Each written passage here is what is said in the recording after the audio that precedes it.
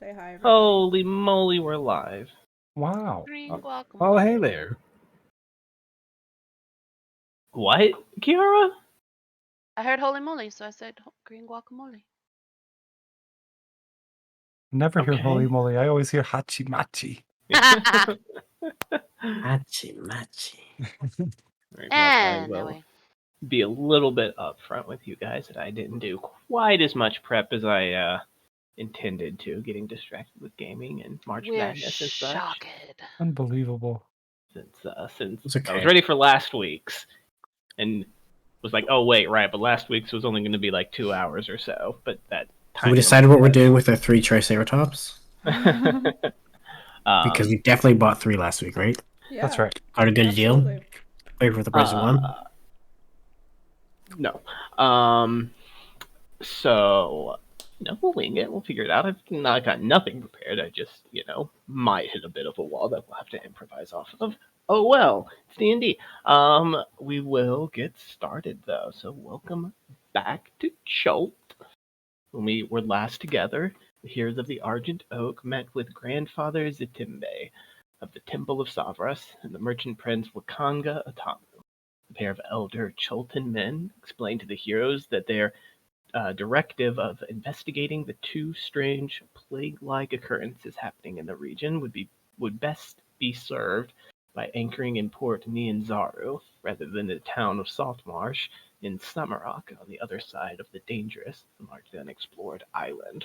The group was told that an Aarakocran monastery named Kur Sabal, deep in the jungle, might offer some answers to their questions on the plagues, but that the merchant princes themselves were largely ignorant of the details of the curses or plagues due to their slow response to the threat.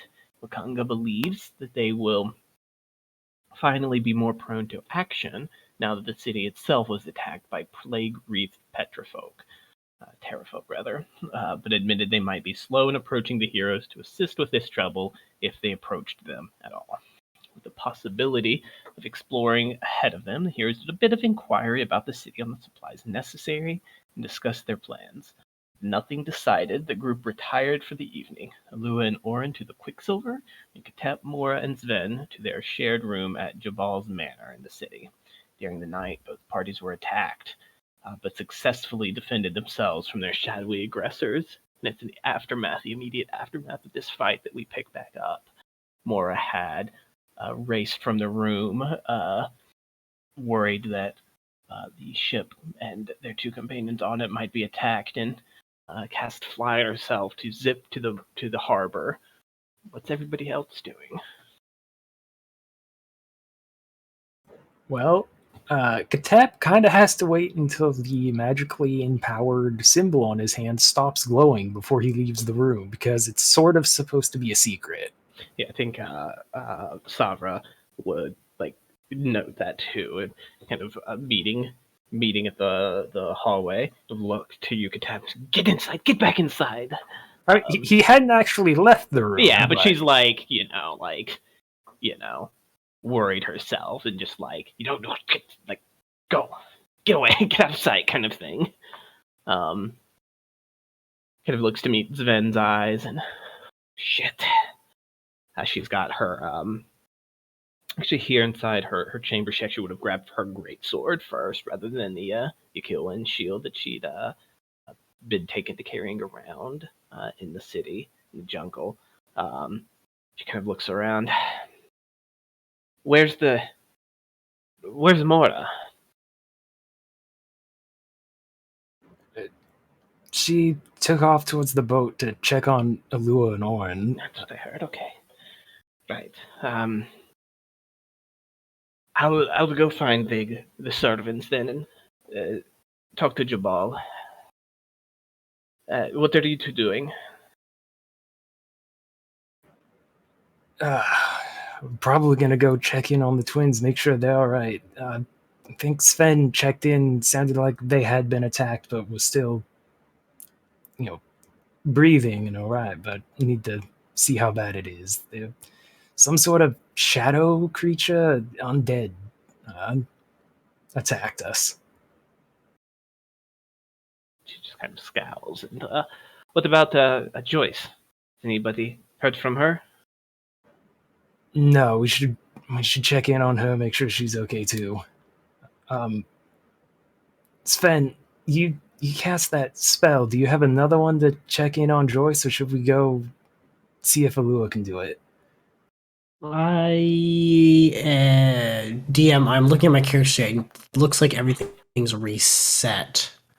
But I think I still had a third level You left. said that we all camped down and bunked in the... Yeah, if you think you do. Yeah, hadn't we camped down and bunked down for the Yeah, night? we'd kind of rushed a little bit ahead. We'll dial that back just slightly to deal with these few loose ends. I think I had another third level left. So Sure, yes, and could send a message to Joyce Okay. along the lines of Joyce, this is Sven. Not to alarm you, but we were aggressed by some assailants in the night. We have fended them off, and it seems like the rest of the group is okay. We want to make sure that you are as well. I just got to bring up, I love the cadence he used. Joyce, Thank this you. is Sven. I love it. It's got like Mr. It's Anderson very vibes. good. Yeah, it's very good. Thank kind you. of wait for a few moments, but there's no response. There's no response. Uh-oh. Let's go save Joyce. Yeah, I guess upon getting no response, is sleeping. Savra still with us? Yeah, you would be aware that if a character was sleeping, the spell would fail to be responded to. It doesn't wake people up. Well, Sven would admittedly. share that, whether it's a... I don't think Sven would assume panic. He would assume she's asleep, but if it is something you are concerned about, we could perhaps make a trip across the city to check. Good thing Alua's not aware of this right now. She's dead! She's basically. dead! To repeat that shit. I think Kateb would stop, think for a second. It's like, we should check on her before going to see Alua, or Alua will probably tear the city down to go try to check on her. Ikatep and Sven, are you guys going to change into your armor before you plan on leaving? Absolutely. And that, at the moment, that would mean that my speed is reduced because I've been drained to 12 strength, so I don't actually have the normal strength requirement for plate armor. Yeah, I'm at 12 strength too. 12 strength, bros. Hell yeah. Let me just check something quickly. No, never mind. Let's see if I could do something with that, but I don't think I can. Yeah, I can't remember if lesser restoration could even... Lesser restoration specifically says it removes one disease or condition. The condition can be blinded, deafened, paralyzed, or poisoned. Yeah. That's pretty specific at what it can remove. Yeah, so not ability scores. And not does suddenly became a scrawny twig. Mm-hmm.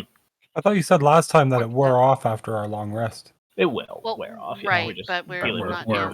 We're doing a bit of a rewind too before we take our rest. Regardless, more you jolt through the dark Port Nianzaru night. Are you like zooming at like street level, or are you like just going over buildings? No, I'm above. I'm above the buildings. I'm direct line to the ship. Okay. Make a perception check for me. Oh goody, I'm great at these.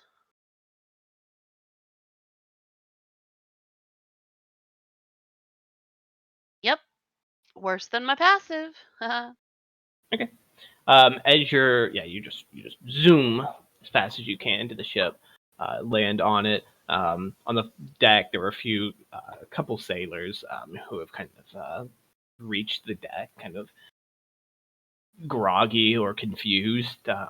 The only one of note would be Panu Kalugane, the large Goliath woman, who's like groggy, but like, we heard a noise. She like bangs on the wall, calls out for Orin, but you reconvene. with those two, and so can confirm that they're safe at this point, that they were in fact attacked as well. All right, so it wasn't just the three of us. And I think about now it would dawn on Mora, like, okay, I've checked. My two that were with me are okay. These two are shit. Where's Joyce? Well, it was down to like 2 strength. Yeah. All right. The pair of you don't exactly look like you're able to carry much more than yourselves. Stay here.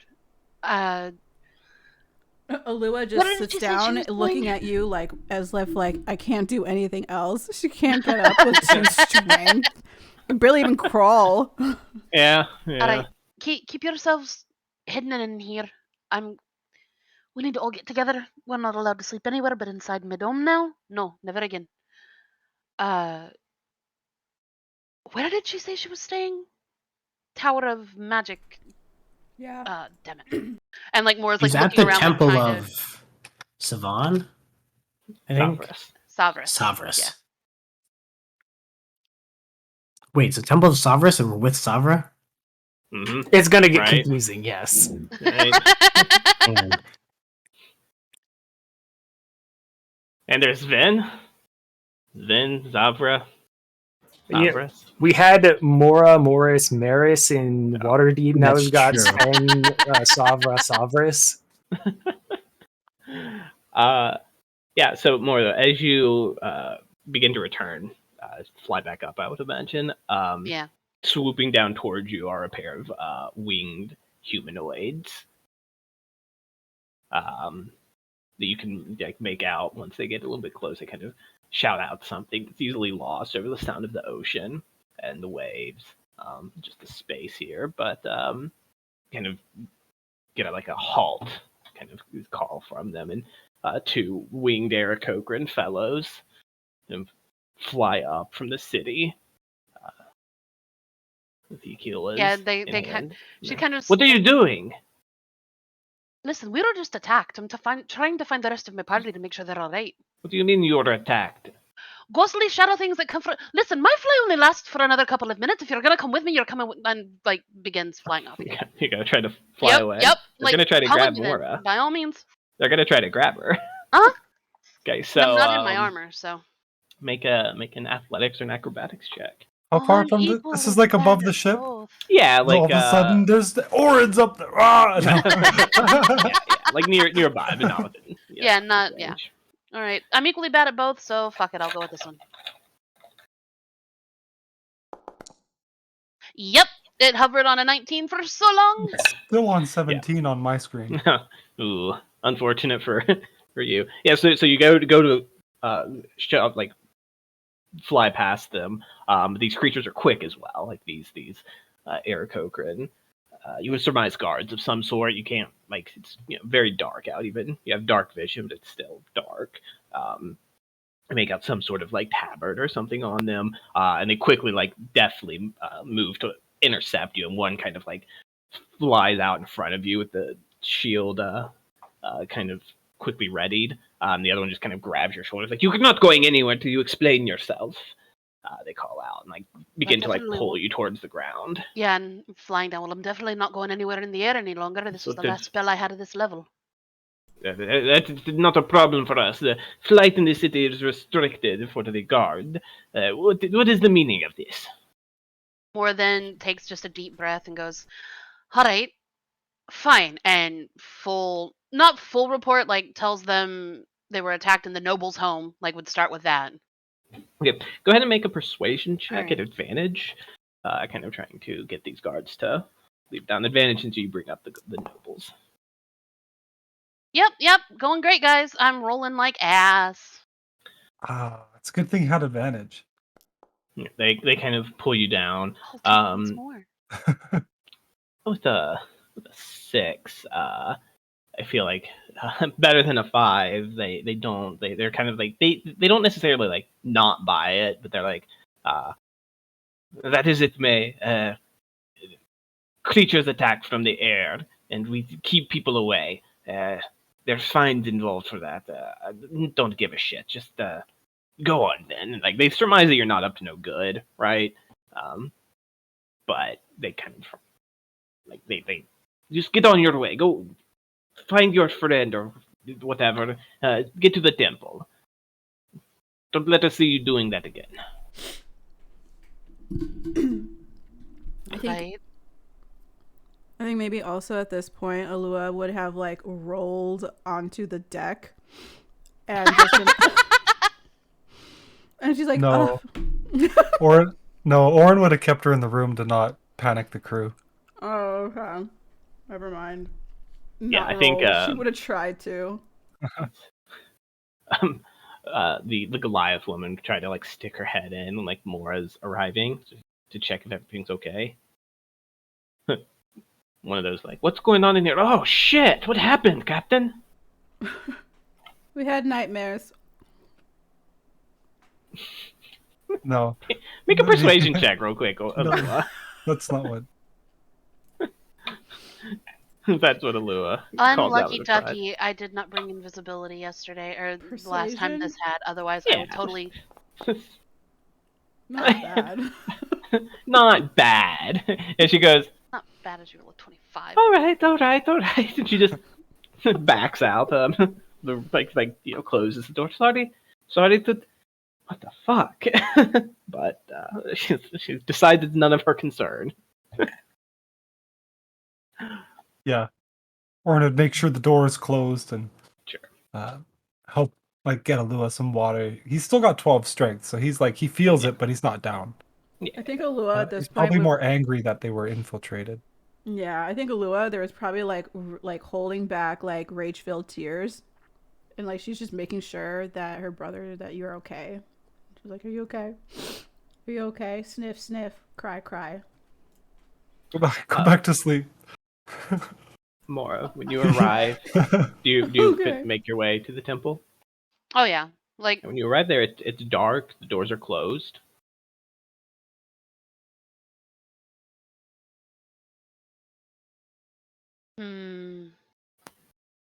Fireball. I don't have a fireball. I used my last third level to fly.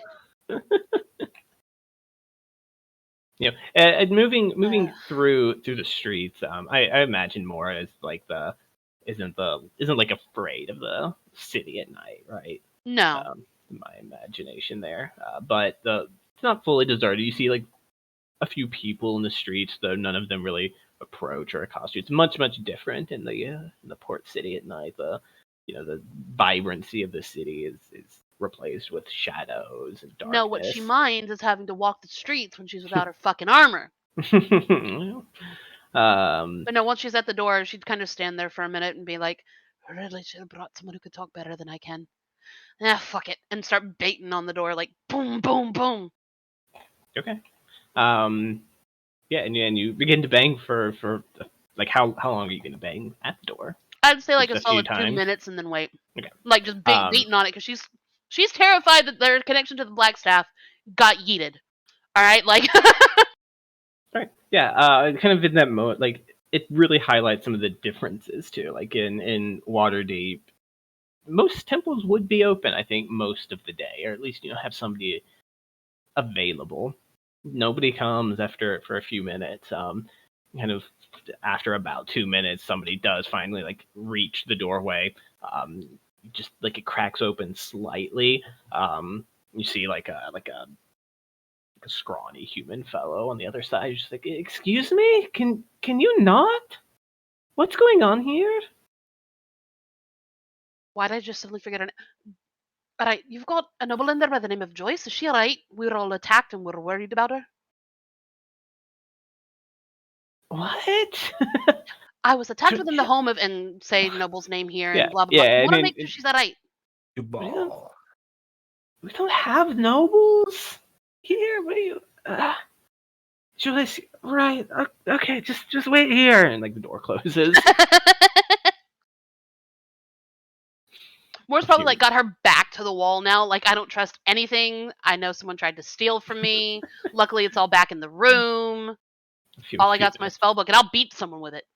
Like 2 minutes later, the door opens back up, and this time opens a little bit more fully. You do see just dressed in like this like very like bland nightgown. This human boy, maybe like 16ish. Got like a little cap on and everything. At this point, he's got his little candle holder thing. He's like, right, Miss Deslin, there's her. I don't think there's any trouble. She respond to you? It knocked and asked if everything was okay, and yeah, she was like, "What?" And I said, "Okay." Are you sure? I mean, I saw you talking to them yesterday, but this is very unusual. So it's been attacked in the middle of the night by shadow creatures that come out and stab you in your chest. I wanted to make sure she was alright. It's just, you haven't been to Chult before, have you? No. These things happen. Alright, listen. The apprentice of the Blackstaff came with us. I'm making sure Who's she's the alright. Blackstaff? No one you need to worry your pretty head about. But you say it as if I do need to worry about it, and now you tell me not I to. say it as if I need to worry about it. I'm.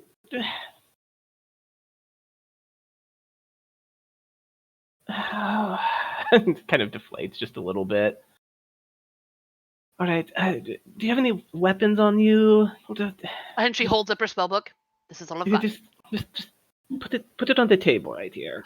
Ha ha ha! I can't let you come marching into the temple if you're a potential threat.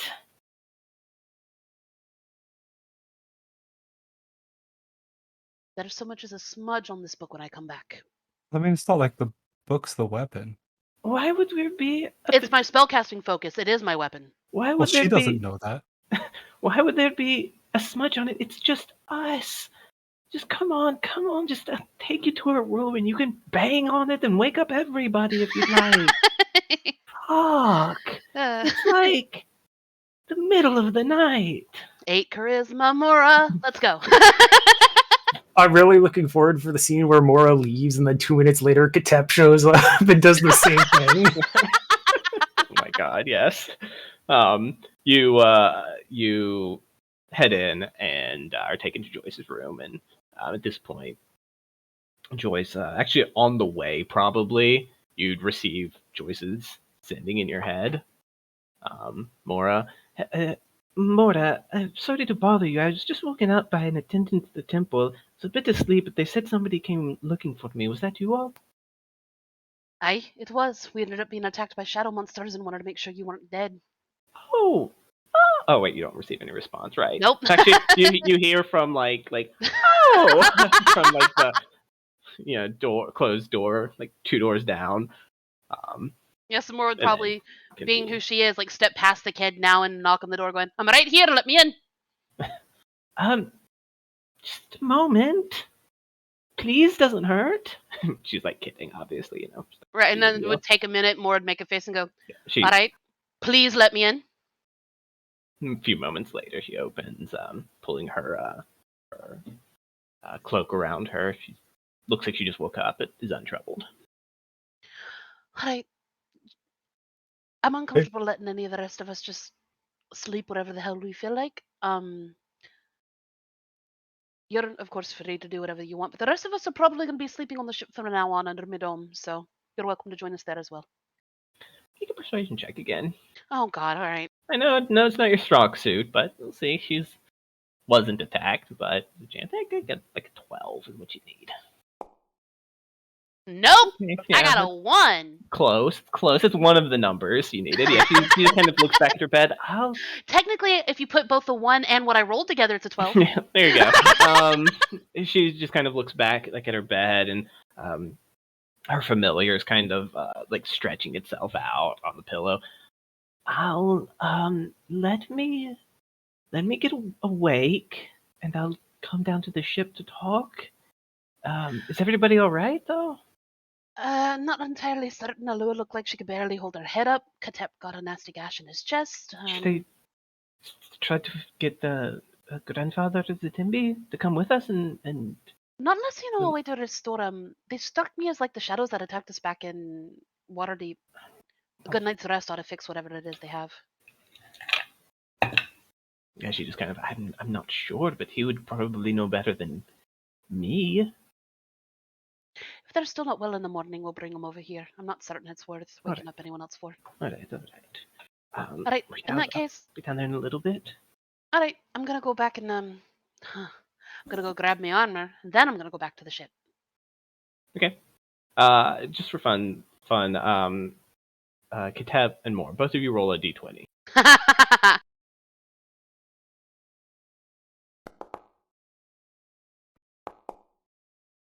You guys do not pass each other. You guys take like slightly just missed each other. Went through. So Kitab, when you get to the Yes! to the entry of the temple of Sevros, what do? It's dark. Quick question: is Sven with me, or did you go directly to the ship?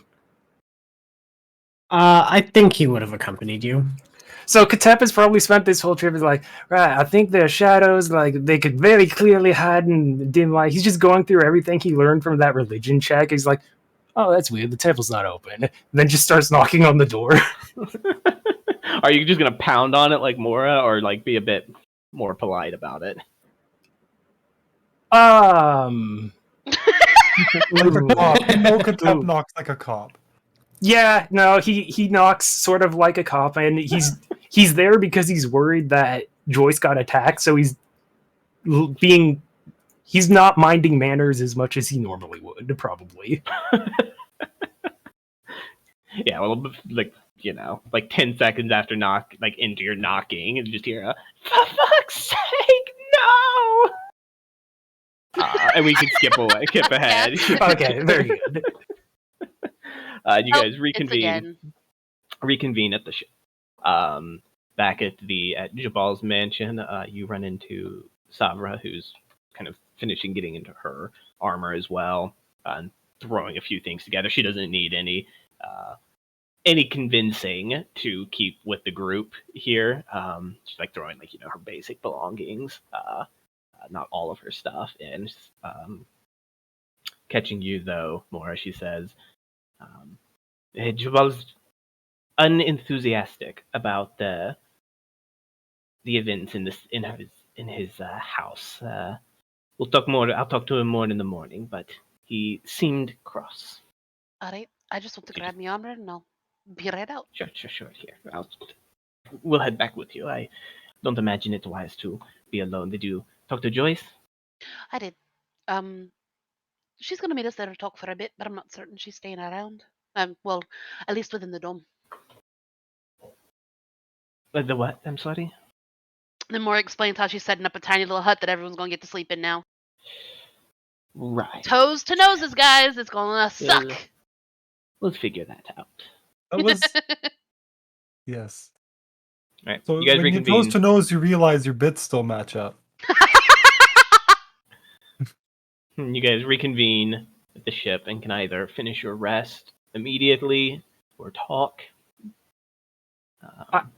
I somehow feel like going directly to sleep probably isn't what most people would do, but feel free to correct me.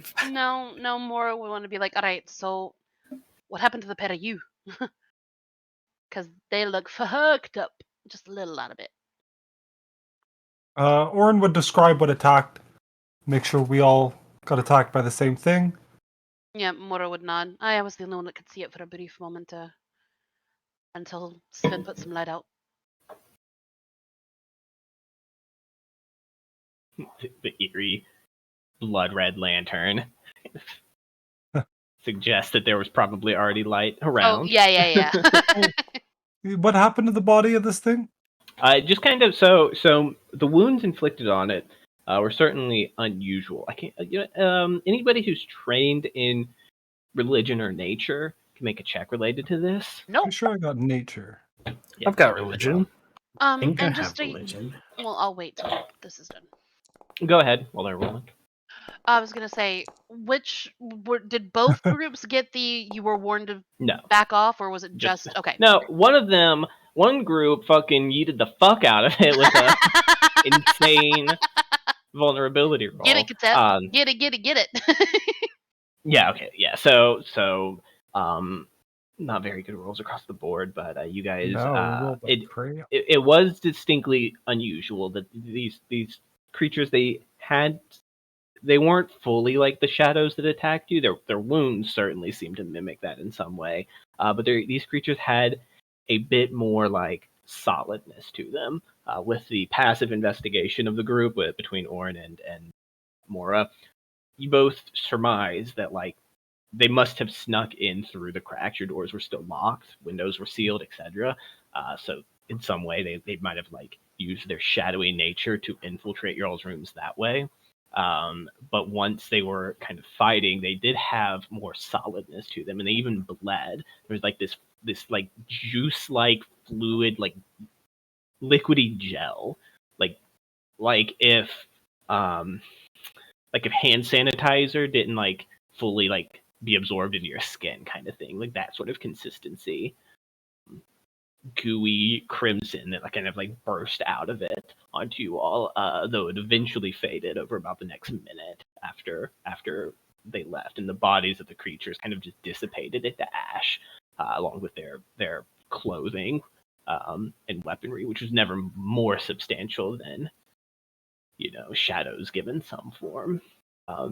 So there's no real trace of these creatures left, except maybe yeah, that's it. Just the memory, really. That's distinctly unusual because they were definitely undead. Definitely undead creatures, but with some odd, unusual traits for undead. All right. Well, with all of that in mind, mates, Orin will turn to the group. I guess we got to start the checklist. Who wants us dead? And then we cross-reference that with who has power to attack us all the way out here. So 2 lists. Are the other... Joyce is still in the room, right?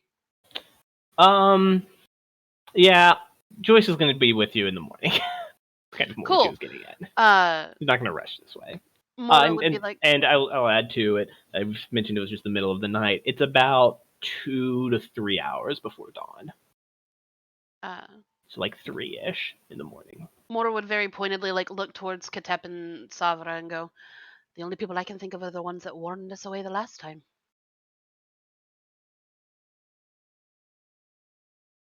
Who's that? Who?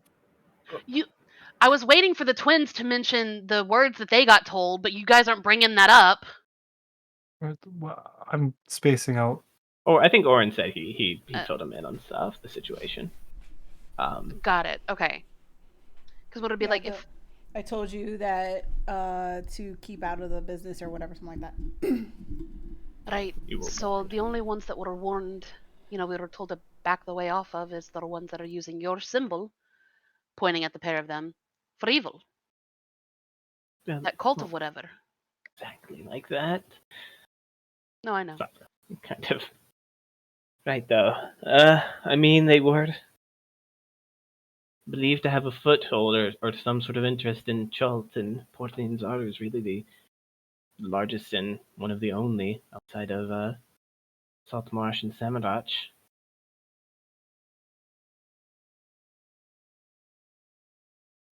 Well, the faster we get out of here, the better is what I'm hearing. Get out of here?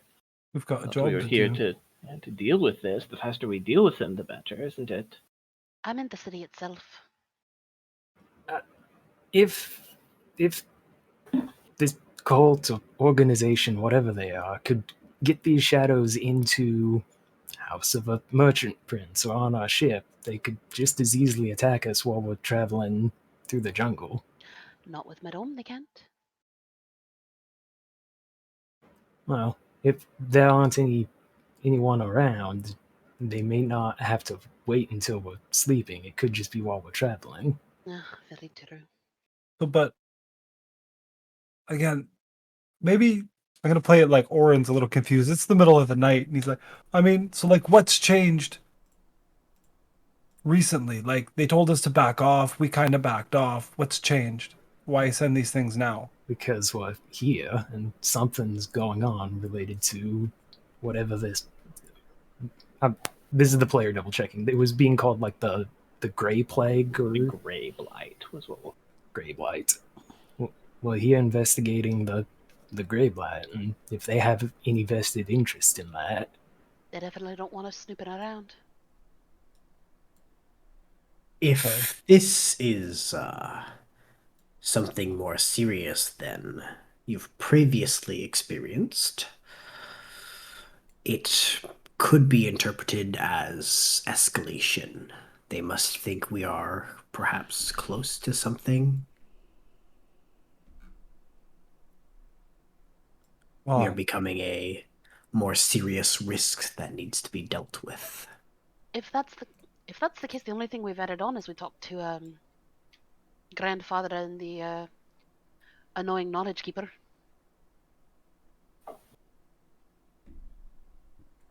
The only thing new, well, that and buying a damn dinosaur. But I don't think buying Bruno had anything to do with any of it. let's I not think- talk about Bruno. I was waiting No. for it. No. Sabra says. No, Is stop. that the only people that you've told about your intentions here? I mean, obviously, I don't think we even told them about our intentions, just that we're going further into the city to deal with a problem. Or, not city, island.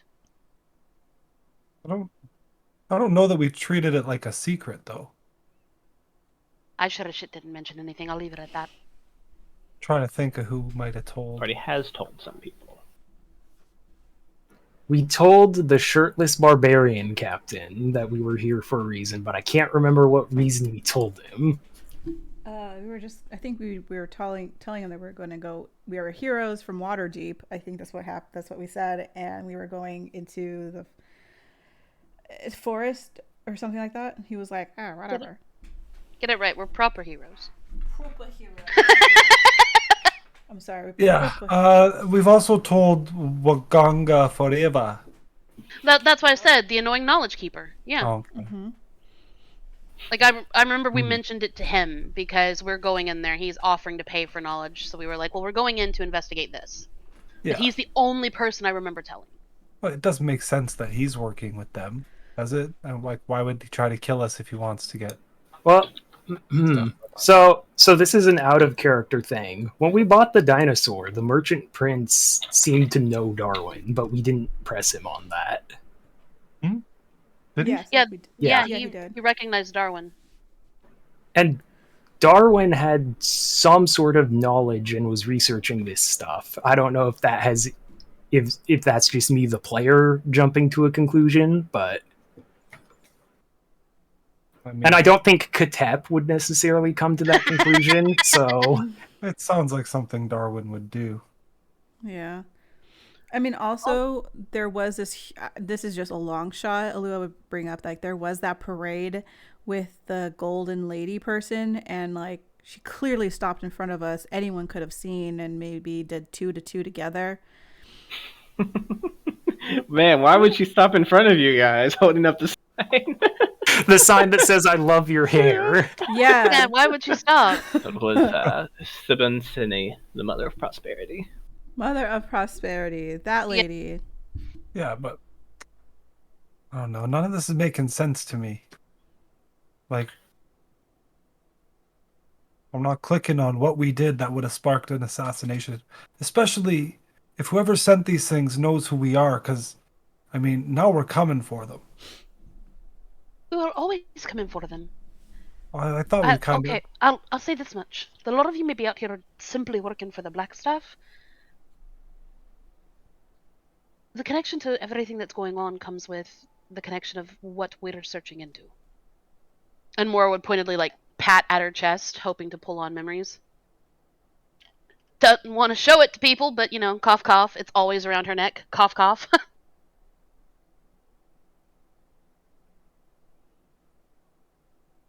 What?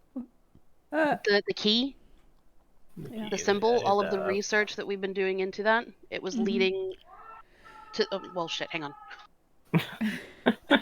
They're back again. Did someone leave lint in the dryer and burn down the house again? No, I hope not. That's what I was getting at, though. It's like we didn't make a secret that we were leaving Waterdeep, or where we were going, really. Like, I don't understand why it waited until tonight. Like what triggered the attack? Perhaps they couldn't get everything together to afford an attack of that sort. If they're doing work out here, we've got to figure out what it is they're doing, and perhaps they couldn't just quite get it And like to us in time. we keep calling them. Like, who are they? They need a name. We need to call them something. Pull up my The notes. I'll find the assholes. They called them. Well, actually, was Katep filled in on what they called themselves, or? Oh yeah, you would have given the full Katep got rundown. everything that we had. All right. They called themselves the Cult of Liberation. Right, Yeah, right. we're not calling them that. That's too good. Is this the first time you guys have said that in front of Sven? Yeah, Yes.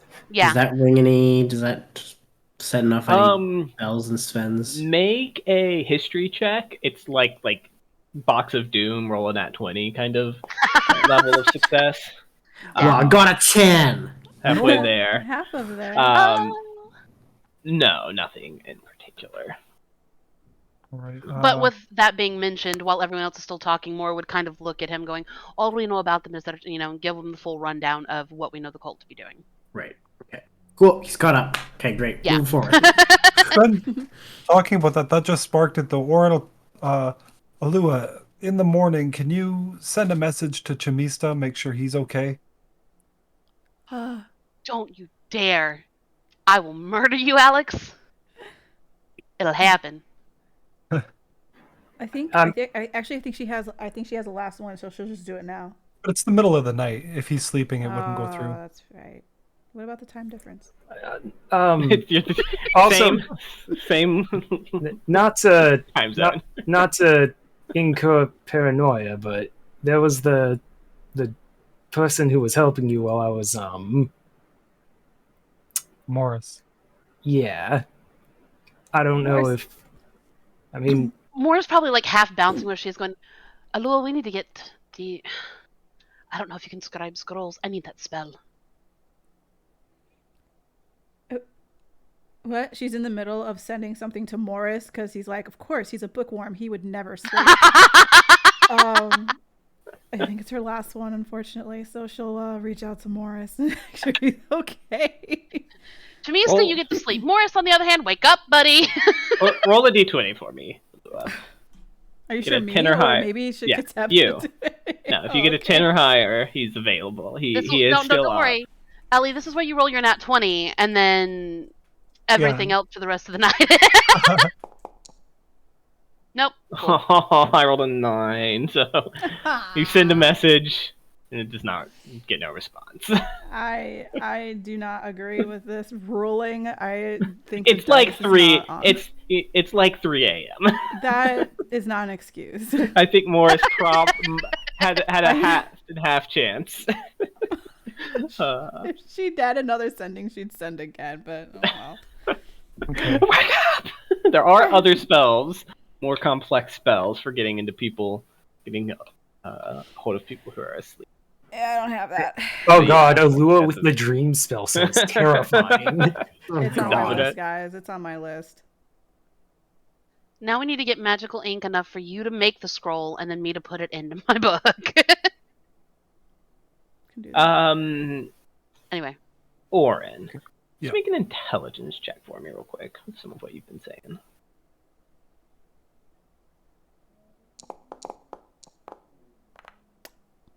I'll say that Orin definitely there's that what did we do recently, and Orin dwelling on that. I feel like Orin knows there must be something that has changed. Yeah. You're on. It's something. We put Sven in the party. It's Sven. Let's get rid of him. Yeah, but it's something more recent. Something why indeed? Why if they were waiting for you, why the third day that you guys were not quicker, etc. Yeah. What did we do? Well, we fought the terror things yesterday. Yeah, do you think they had some sort of interest in the plague wreath? Plague wreath could very well be part of what they're doing. Maybe. Grey plague may be the problem, but plague wreath. I mean, we were told not to interfere, and they came for us, though. It's not like we Tell couldn't us not to defend interfere. ourselves. That's like a. Aye. I think we need more information. Yeah, I do kind of want to get out ahead of this then. They're going to come for us, then yeah, we turn it on them. We bought the dinosaur. Yeah. We spoke with Wakanga. Whatever. Every time. I thought I could keep a Yeah, straight face, but I'm it broke me. gonna start giving like myself inspiration for Um, give it the next person who attacks or in a reroll. I can't think of anything that happened in the in between. I mean, we bought things. We Yeah. stayed in the noble's home. We spoke to that one noble's mind and pissed him off. Yeah. Like looking right at Alua as she says it. Yep, I Um, forgot around you guys. I can do that, except for you. She points to Mara. I mean, that was my initial assumption, was that he came after us until the connection to the cult of Right. liberation. I don't know that he's connected to them. We'll The say, I only think thing he threatened was. Sorry, go ahead. I will say, if I remember right, you guys rolled pretty well on certain intimidation and insight Oh, checks, aye. and gauged that he probably wouldn't. Like that he seemed a bit cowed by the. Mm-hmm. No, more is, display. again, just going over Yeah. everything that happened, like Yeah. trying to bring up anything that might jog people's memories. I will mention you guys did meet Salida Yeah. she's right on after the that board. fight, and I Salida. believe shared a little bit of what you guys were interested in doing with her. Oh, Like she's our Oren said. guide. Like Aye, Oren guide. said, you guys haven't exactly been quiet about your intentions to help solve these plagues. Which, why No. you need to. Who's this dude on the right? That's the captain that we Yeah, talked that's to? the guy that was like, quit fucking around in our business. Like, well, then do your job so we don't have to. And he was like, Yeah, he was like, fine. yeah, yeah. He's like, alright, Yeah. fair. He does like 100 push-ups a day. Look at him. Probably does more. I feel like, thinking 100 a day is pretty good. every morning he eats 2 dozen eggs. Yeah. Yeah. All right, Gaston. Okay, well, oh, it would suck if Salida is the one, because I liked her. So, I haven't got a damn clue, if I'm being perfectly honest with you. And I think at this point, Mora's like, all right, if you're staying here and you're staying with us, Moore's going to start drawing the circle. Like, I'm not sleeping outside of it anymore, so... I mean, we'll finish this long rest, but I don't think it's tenable that we all sleep in the same room. Yeah, I think Savra even. It's like, I mean, I feel like if they were, I don't know that. I wonder if that's not just playing into their hand, right? If they had the more means to send more things at us, I feel like they would have. This might have been the limit of what they could do to us. I think I'll make a Playing into habit their of sleeping hand. in my armor. Would recommend maybe the rest of you learn it too. Moore's eyes Uncomfortable are as just it going to roll is. going, no. And be like, fine, I'm going to my room. If you want a comfortable place to sleep. But maybe we just all throw out bedrolls here in here and Yeah, watch each 'cause other's back. the office and the captain's quarters are like one big room. There's enough for them to... Doesn't matter where people are sleeping, they can sleep half in, half out. Moore's putting up her fucking dome. Yeah, You're not stopping her, we're getting that. because she's not sleeping in her armor. Oh, Katep will take the climate-controlled inside of a magical dome. No mosquitoes. That's nice. I said, Loud climate we need control. this long rest. We need a clear mind to hit this the next day. Yeah. Aye. You finish your all's rest. You guys get to sleep. Some of you probably get there more quickly or more slowly than others. But the rest of the evening, the rest of the night rather, is uneventful. And morning comes. Probably have to sleep in a little bit to get Alua, Oren, and Katap feeling like their old selves. But you do, and long rest is successful. So if you hadn't hit it before, then you can now. No, all I did was put my armor and shit back on. Hot, it is the same. Hot, humid, salty day as it was Right. before. What would you guys I like to think do? what you get. Well, first off, since Sven, we're all in the same room, right? Is Sven in the room too, or did you go Yeah. to your quarters? I assumed Mora would have mandated he stay in the room, but Yeah, you're Okay. quarantined. Okay. We were talking about Savra going in somewhere else, so I wasn't sure. Just wanted to Well, make like sure. Sabra's around, right? Like, Oh. she's not a big fan of like Sure. of having to put up a dome every day. She's a fighter. Fuck them. Kind of attitude. I think Alua will try to do this like cautiously though, like turn her back away. But what she would do, like first off, whoever is the first to see her, she has her little lantern, like she's like curled up and her lantern's like right in the middle, and she has like a knife and her little sword, and she's like red-eyed and stuff, but she did get some sleep. But then she starts like whispering to her, to quickly interject. In fact, it actually wouldn't even like you'd wake up. It's the same time every day. You begin to feel that panic. Yeah, exactly. So it's like because middle of the sleep still for everyone else, mostly. Oh, okay. I wasn't sure when we deemed this. At dawn? Yeah, it's like around dawn, but like your all's rest would carry you into like through dawn a little bit. Well, if I wake anybody up, I'm sorry, but I'm gonna be like. Are you gonna try to be sneaky about it? I mean, yeah. I mean, it's not. Make a well, let's call this a sleight of hand check.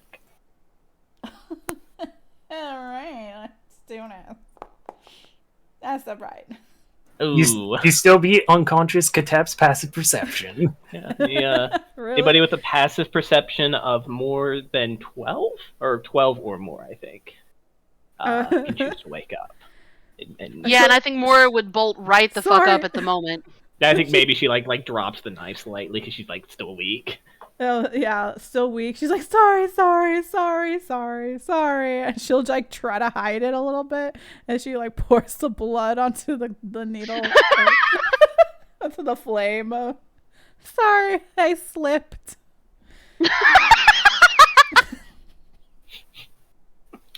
Well, Savra and Katap, true like, knight, paladin. still out of it. I was stabbed. Savra's a heavy sleeper. And that's you, even if you weren't stabbed. No, give me this excuse. I was stabbed. Vent, or Gorby, do you want Vent to wake up for this? Be disturbed and see this strange ritual of bloodletting onto this lantern? It's a gifting. It's a gifting. Sven is a very, very perceptive person, but if he's not in danger, he will sleep like a rock. Yeah, I don't think he gets up. No, I think more. He's not quote in on mode, and his middle age makes him able to sleep through many things if he chooses. Aww, I like Sven. Sven is cool. He does not. Does not awake. So while you're doing what you're doing, Alua Moore would just probably look over, going, "You do realize you're gonna get caught doing that one of these days." But not today. Just kind of We roll don't talk our eyes. about lantern. No. No, stop it. I'll be more quiet next time. I'm sorry. Go back to sleep. I'm not worried about the quiet. I'm worried about that damn thing eating your soul. Roll over and go back to sleep. It's not eating my soul. You're not gonna say another word on it. Blood. Just want some blood, don't you? Just need some blood. Oh, Jesus. All right, that's it. So no one else woke up. We're good. In the morning, more. I guess you would you stay with the dome up? I would imagine those of you who weren't as badly affected by the shadows would. I mean, she'd stay. To get up. She wakes up, flips through her spell book, prepares her spells. Like she's not looking to go anywhere. Then I might give you this then. Once you're like back onto move onto the deck of the ship in the morning, you have a really high passive perception, right? 17. Yeah. You would spot kind of just out on the ship, kind of look at the city, just normal stuff. You do pick out Salida in the harbor, just kind of like moving through it, kind of keeping an eye on the ship loosely. Kind of stops to talk to a few people, gestures back at the ship a few times, that sort of thing. Like she's in the harbor front.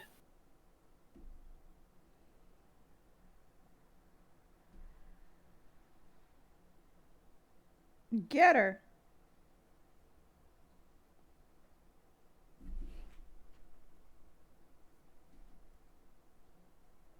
You muted?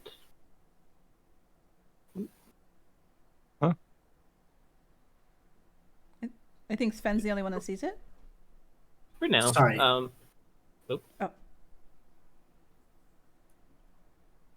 okay. BRB for him. Hello? Hello. Hello. Hey. I got like the first 3 words. You see Sven kind of just moving out on, like, in the morning routine and stuff. Nothing, not doing anything specifically. With your passive perception, you would notice Salida out on like the waterfront, just kind of moving about with like pausing to talk to a few people, looking back at the ship, even gesturing towards the ship to a few people.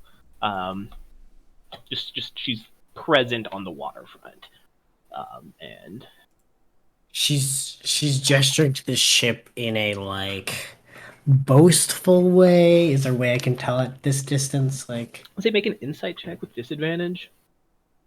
Set the DC at a 10. yeah, should be good. Ooh. Yeah. You gather kind of watching her for a few minutes and kind of moving between one group to another. She might be. It seems to be like inquiring things. Obviously, way too far to like overhear anything or to catch out specifics, but not in like a boastful way. No, like gathering information. Anybody else nearby to me? I guess if there's anyone else standing around, Sven would point it out to whoever else is around. Just say like, it appears our guide has stumbled her way upon the ship, but should we approach? Do we just leave her be? The ship on the waterfront. So like she's still out on the dock talking to Yeah. the locals and stuff. She's not on the ship yet. Yeah. Okay. Also, I guess I think Joyce would have found her way to the ship as well. Probably just kind of milling about on the deck, playing with her Alua would familiar or have- something.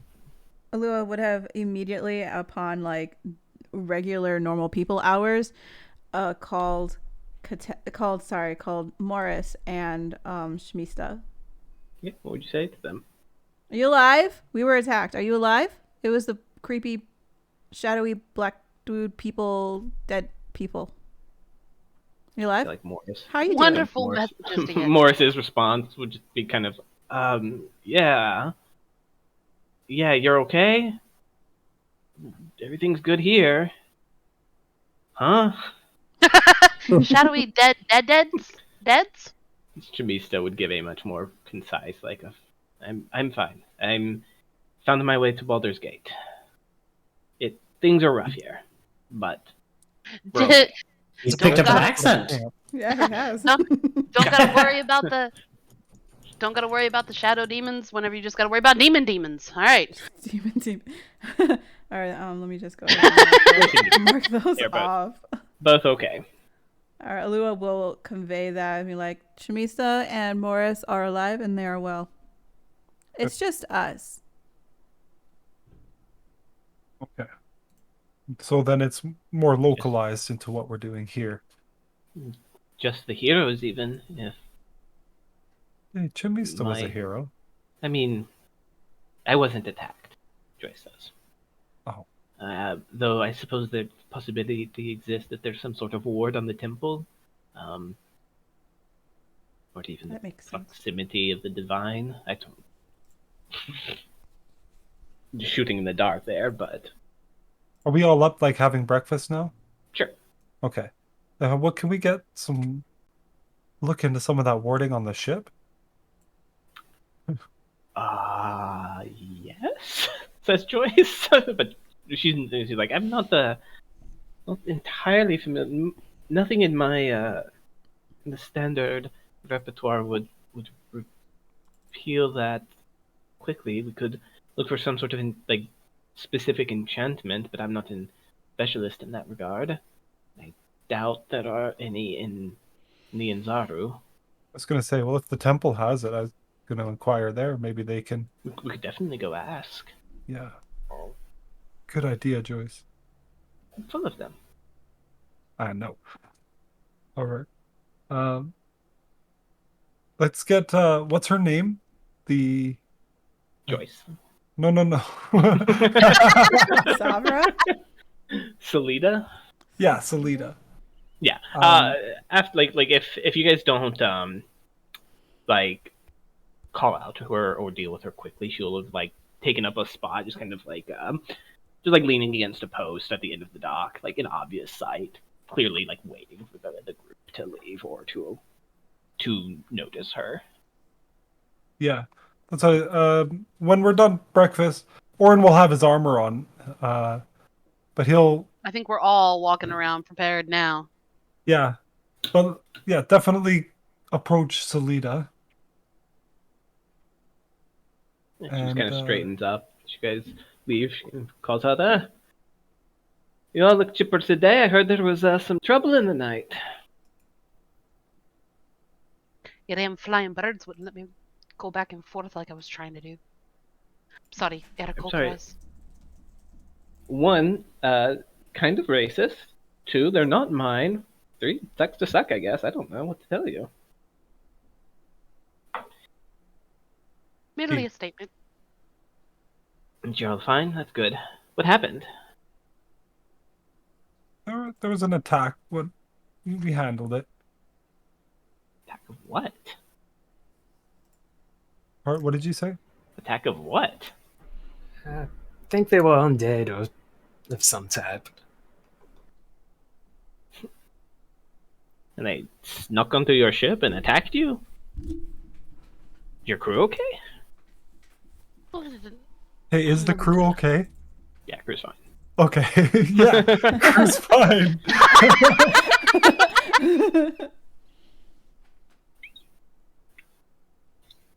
She's kind of like giving you very suspicious, like, I know you're full of shit, like I know you're hiding shit from me look, but I mean, okay.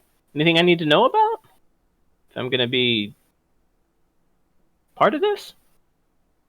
Well, I don't know, have you ever dealt with a shadow assassin that saps your strength? Once or twice. Oh, then you're fully prepared. Insight check.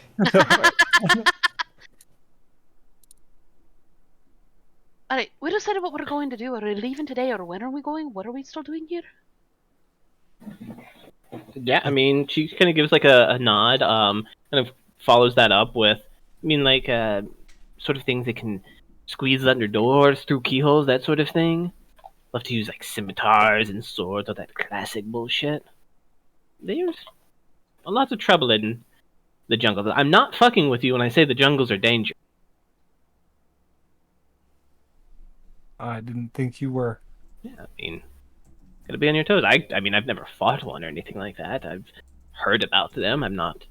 I just the way I fight something like that is to get the fuck away from it. Well, yeah.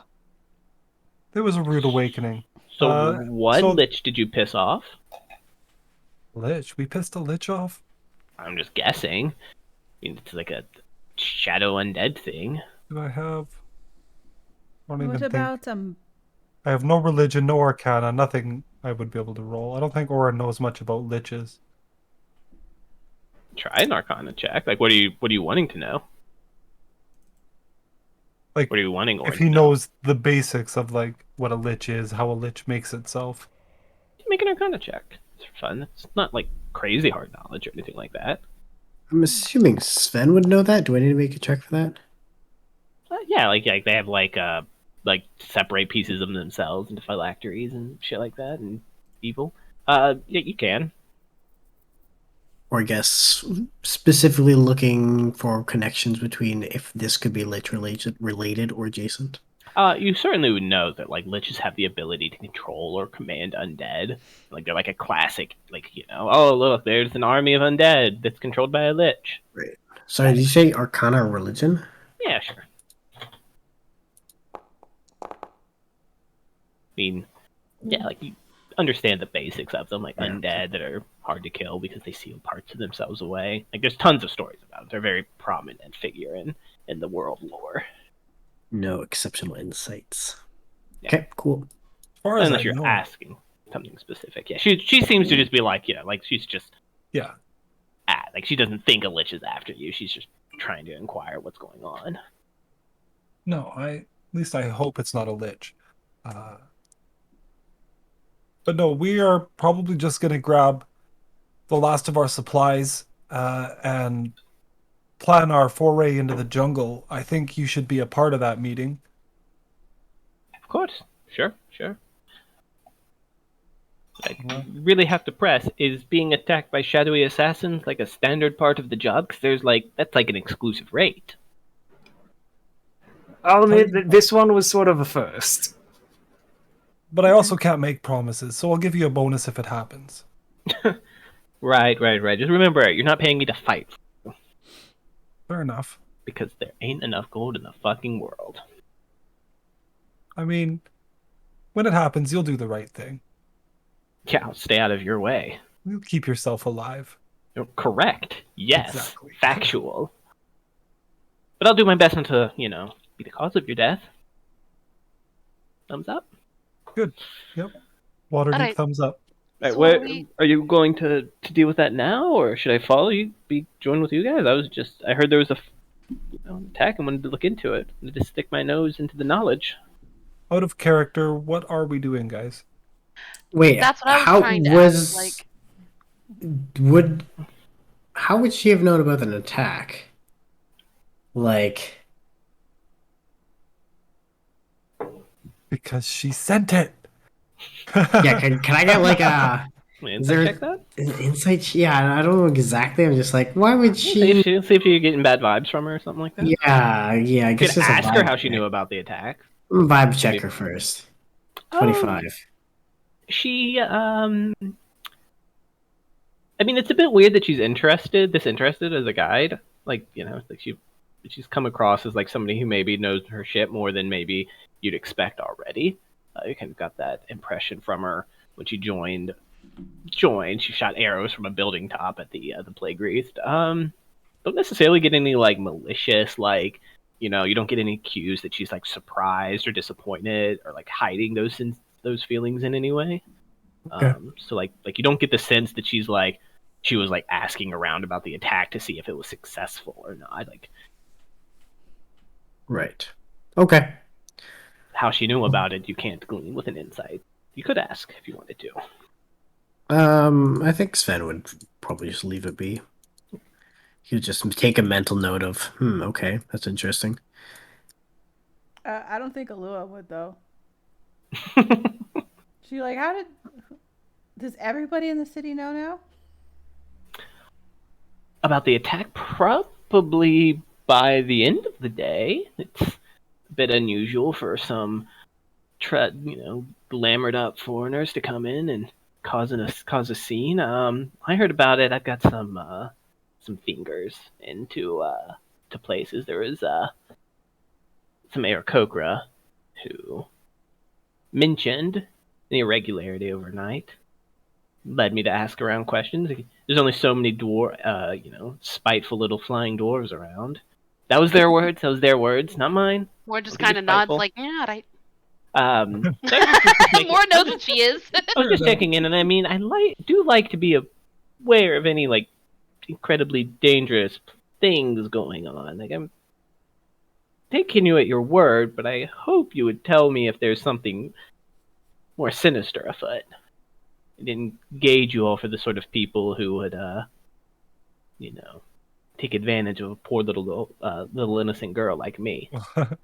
Well, to be fair, we told you we were investigating the gray blight that is, wreaking havoc. So more dangerous than that? I don't think so. But that's pretty dangerous in itself.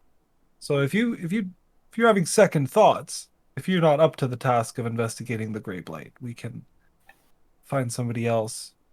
Knowing the guides in this city, I wouldn't do that to you. I appreciate that. I do. Okay, but I think our objective would be we need to talk to Jabal before we leave.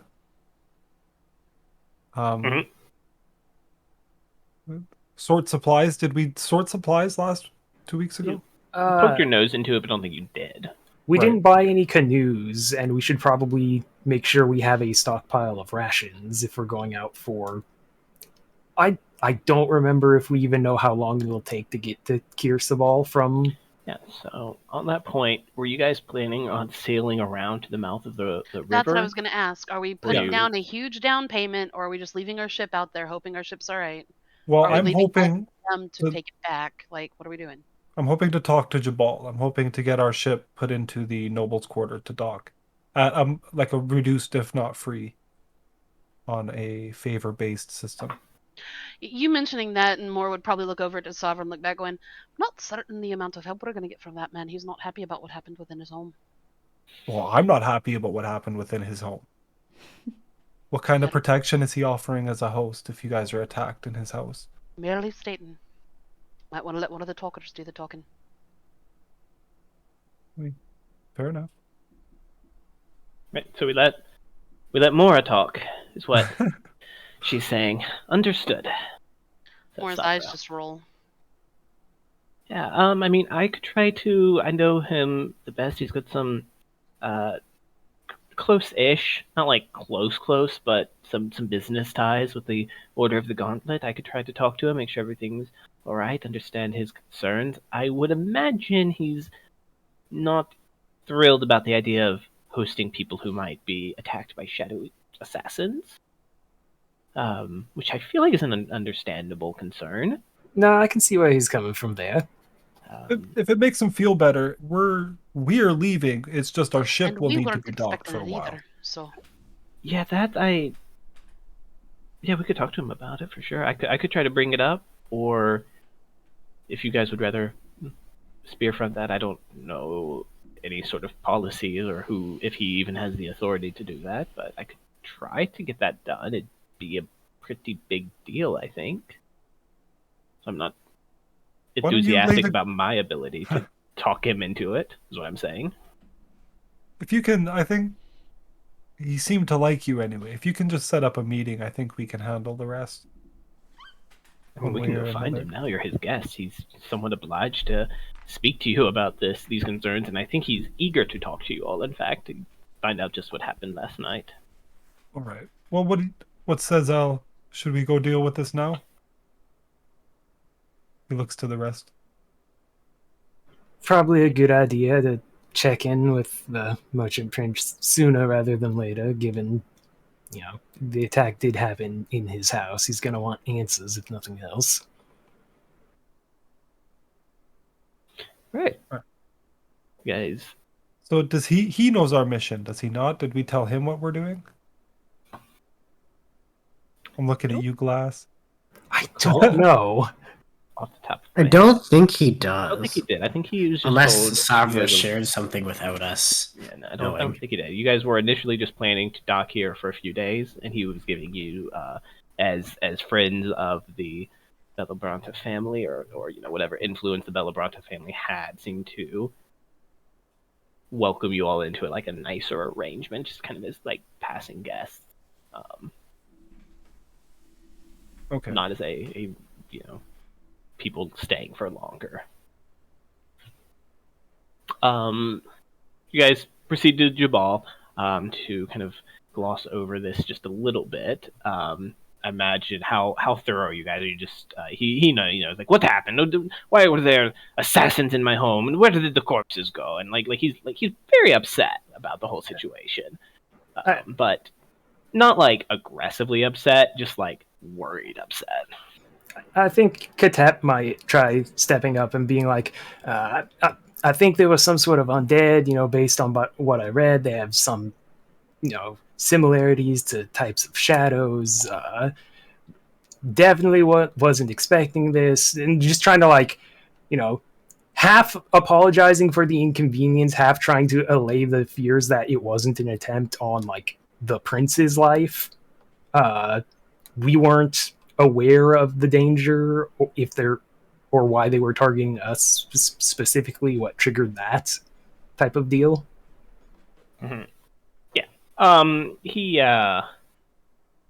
He kind of calms down that, kind of he confirms that nobody else in the manor was attacked or targeted or even really saw anything. He was kind of, that's understandable. Even so, I have a responsibility to keep my house safe. If you can't guarantee that these sorts of things won't happen again, I'll have to ask that you find your own residency for the remainder of your stay. That's understandable. Of course. Enjoyed the time that we had together. If there was anything else,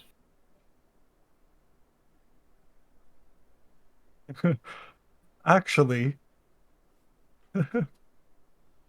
it's not your house exactly, but I'm sure as an esteemed merchant prince of the fabulous Port Nyanzaru, you must have space available at the docks. I'm hoping maybe a deal could be worked out. right. Is it Before, Wakanga's been trying to convince us to have a more formal meeting with the heroes of the Argent Oak. We're going to discuss that today. Yeah. I mean, no. The answer up front is no, Mr. Silvertree. But an arrangement could be met if you were to impress the rest of the ruling princes. We'll get back to you on that. He just flashes a big grin. Like a kind of like shit-eating grin kind of thing. We'll get back to that if that's okay. okay. Does it seems like he knows what we're about then, if he's been talking with Wakanga?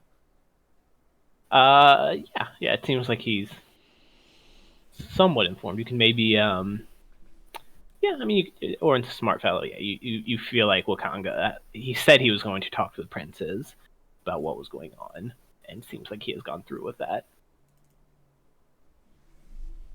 All which, I'll add, might ting just a little bit more. It's like, oh shit, more people know what we're about then. I mean, yeah. Other people might be worried. Orin kind of expects it. We're proprieros. Famous in that. Even. Okay. Well, appreciate it then. Anybody else have anything else they need Jabal for? Pick up our last minute stuff. Mr. Prince of Guides and Sellswords. Guides and sellswords. Right. Hang on. We have what's her name with us? No, she wouldn't have come to Jabal's manor. Can we ask him about her? Sure. What do you want to ask her? What do you want to ask? Like, is she legit? She's trustworthy guide? Legit to quit. Well, kind of Salida. She pays the requisite licensing fee to be a guide, yes, but are you sure you don't want somebody a little bit more personable? I have several in my employee who are wonderful. Many successful trips. Salida rarely ventures in the forest with groups.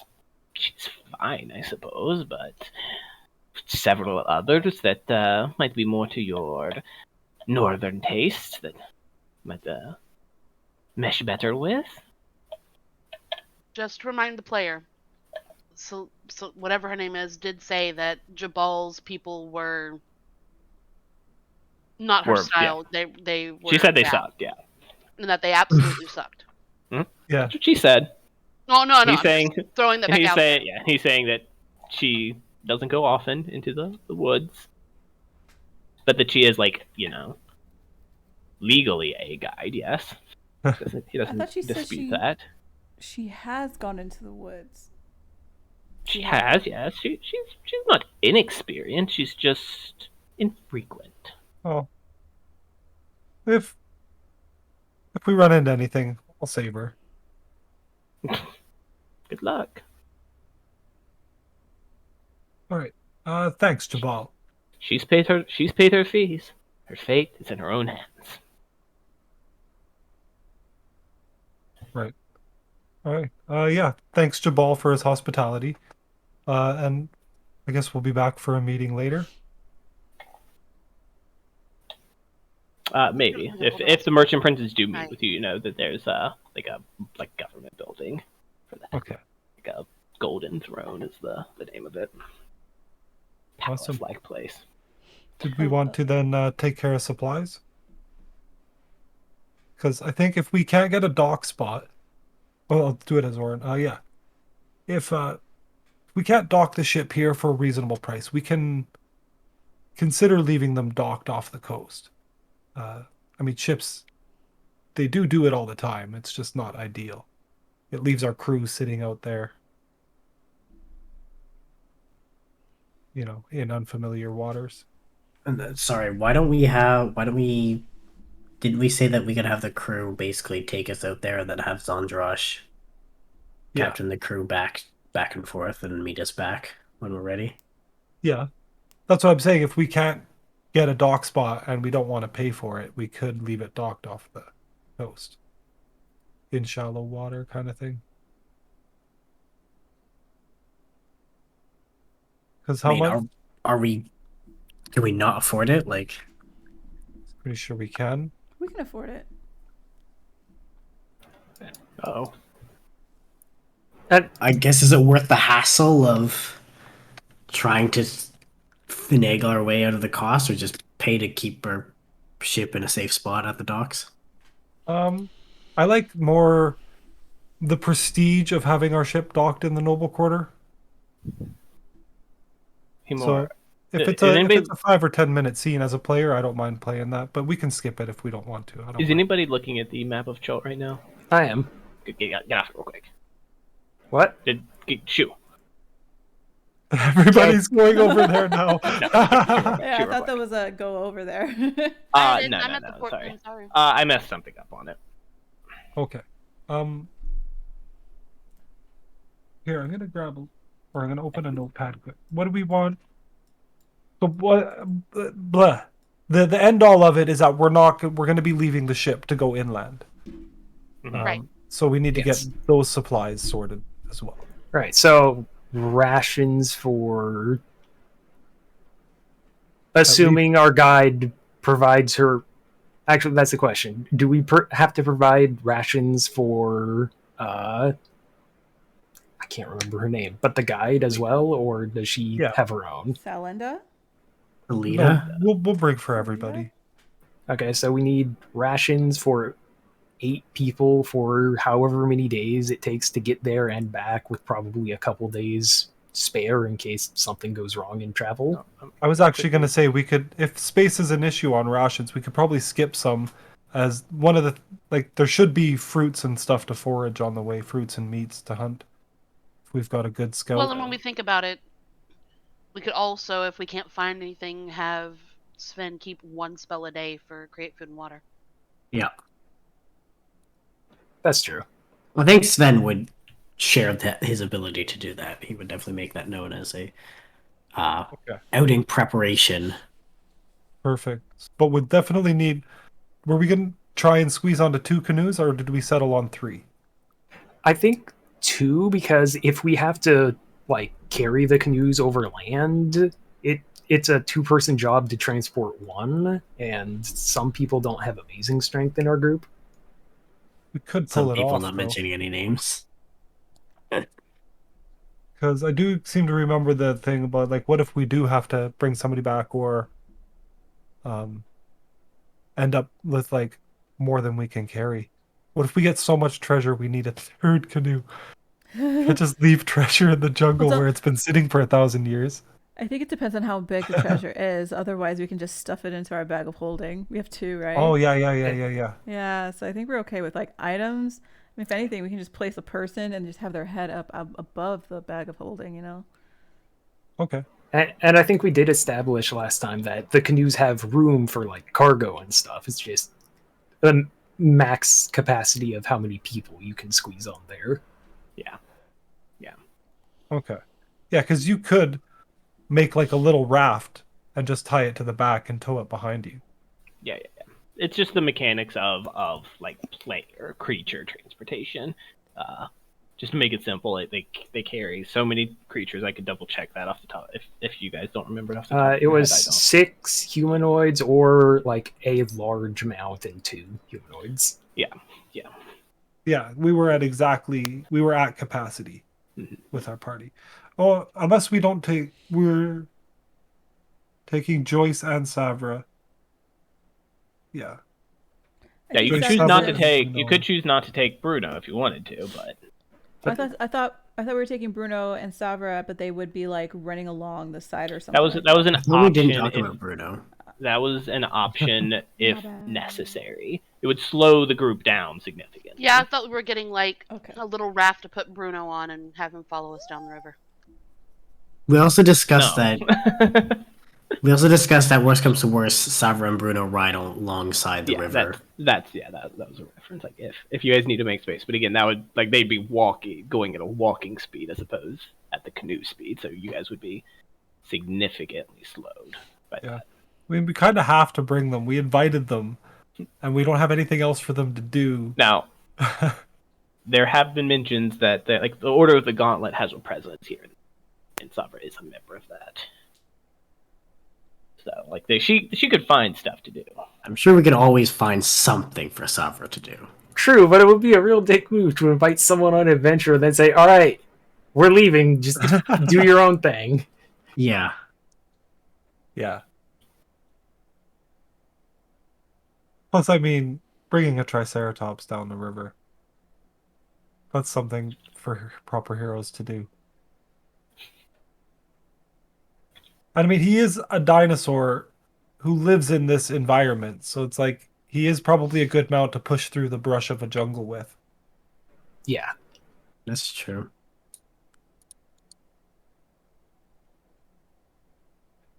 Okay, so 2 canoes, one regular one and one flat one for or one fat one for Bruno. And what else do you think we're gonna need in a jungle excursion that wouldn't be covered by just general gear? Because like we're gonna want like machetes. You don't want to Like ration, tents, like shelter, like we have got all that covered. Yeah, think and so, you know, I'd imagine we'd want to make sure we had extra rope on us, but like again, that's just general adventuring supply stuff. Wakanga gave us a map of the area, right? I think that's what Alex is Yeah, that's fixing what I'm right trying now. to fix. Yeah. Okay. Because that's what we have. We have to sit down with Salida. Because if you count it, just getting down that river to the unknown part is like a fucking week. So we're gonna be gone it's for like about a a month. week travel. So the canoes I think can go 4 squares on a I river thought you said a day. Oh, you said 2. It might be 2. Let me I'll double check it. But Okay. Yeah, if I I heard remember right, 2. it was about a week long travel. With a week being 10 days. Yeah. Yeah, I'll double check that. Sorry, I tried to make the grid a little bit more readable, and it like offset everything very badly yeah. to like reveal the wrong stuff. And I'm trying to fix that. Okay. If we could find more potions, I don't know how much her herbalism and healer's kit will be able to like make potions and alchemy supplies. So things like that need to make antitoxins, need to make potions. I'm not sure. Low you're key, we rolling have a on that. lot of potions. I like our potion lineup. Oh, well, yeah, but it's only for we're gonna be like getting there for 10 days. It's not even roaming around and getting back. That's what I mean. It's 10 days there, and then however long it takes us to finish what we're there to do. Oh, I thought you said you were okay with the amount of potions we had. Now, okay, gotcha. No, we have a lot of potions. It's funny that we have so many potions. Oh, 'Cause I I got lots of different kinds of potions, just waiting for the right time to be used. Yeah, I'm sitting here looking at like the burn soothe ointment we got before we went down to hunt the Xanathar. And I think we just stocked up on potions, didn't we? Yeah, a little bit. I think we're fine. I've only got one healing potion. Well, yeah, one healing potion. Healing potions. That's really what I mean. I don't think we have like a ton.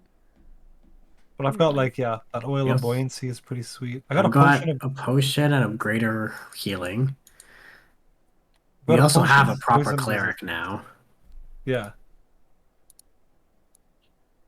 Okay, if you guys Allegedly. feel comfortable. Allegedly. All right, if you guys feel comfortable. I mean, allegedly.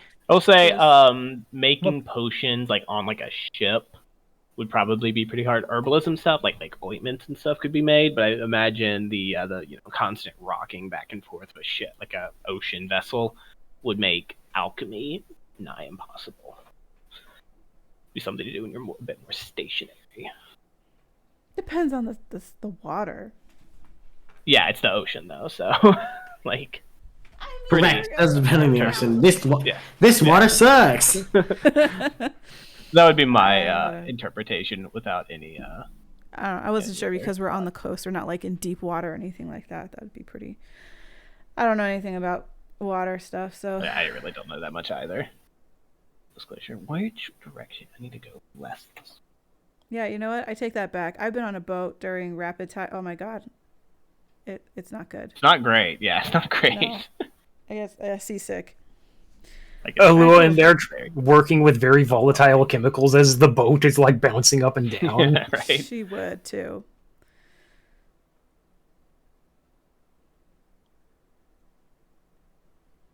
She'd be like, Do you mind? Is there a machete that I can add just to have it on my sheet? If not, you can just rename like a sword, a short sword maybe. Okay, I think it looks like the map is fixed back up. We'll make it more available to you guys again. If it looks weird, just let me know. Preload it as well. No, I can't. Oh, well. I think it looks okay. Right.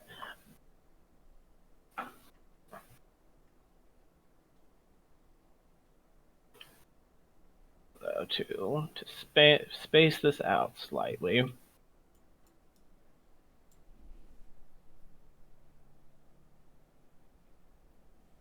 Yeah. Just look up the travel rule, double check those real quick. So yeah, so you guys are just gonna spend like the rest. When do you guys want to leave by, ideally? Well, if we're waiting for the merchant princess to speak to us, like, are we doing that, or are we just saying fuck them and getting out? No, we'll meet the merchant princes. So they might have resources and stuff they can offer us for this mission. Right. So I guess how long do we want to stay in Chult, waiting to see if the merchant princes want to meet us tomorrow? before we leave? Okay. Jabal made it seem like we would know today.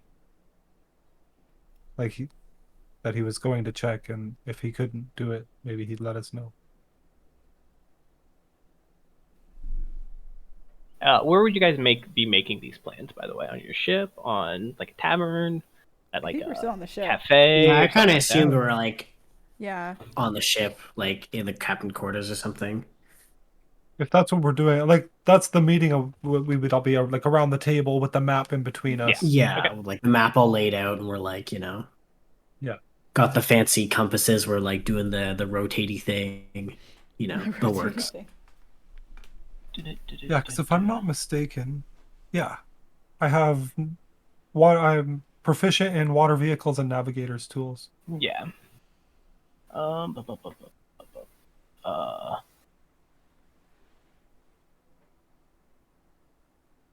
Here we go.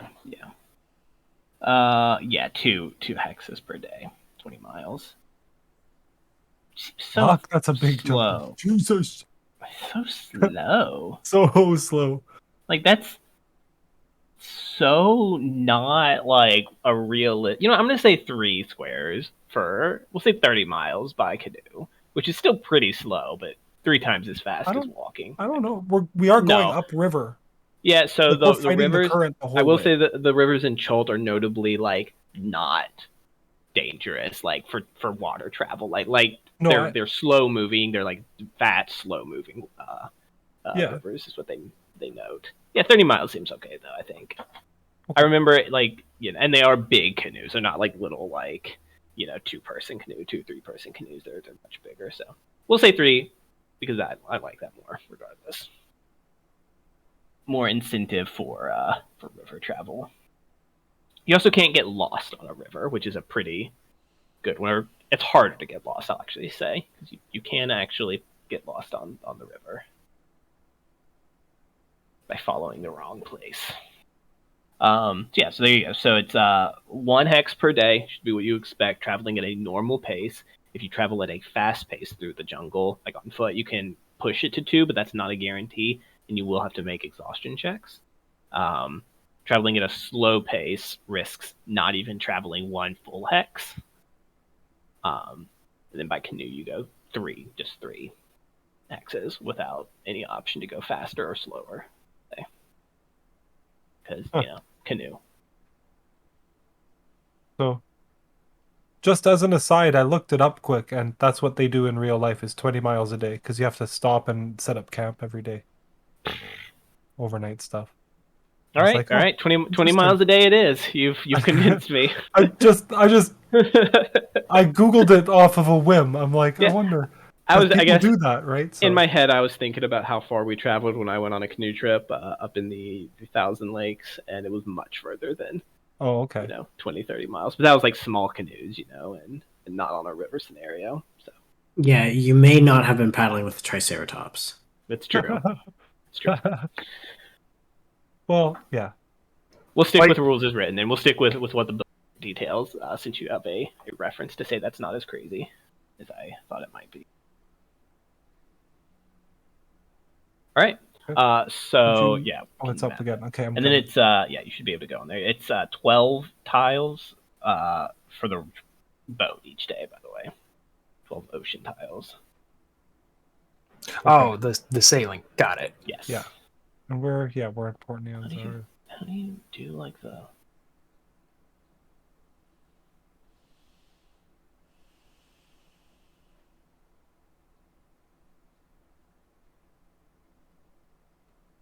So we have a casual 220-mile journey to Kirsabal. A little bit of movement,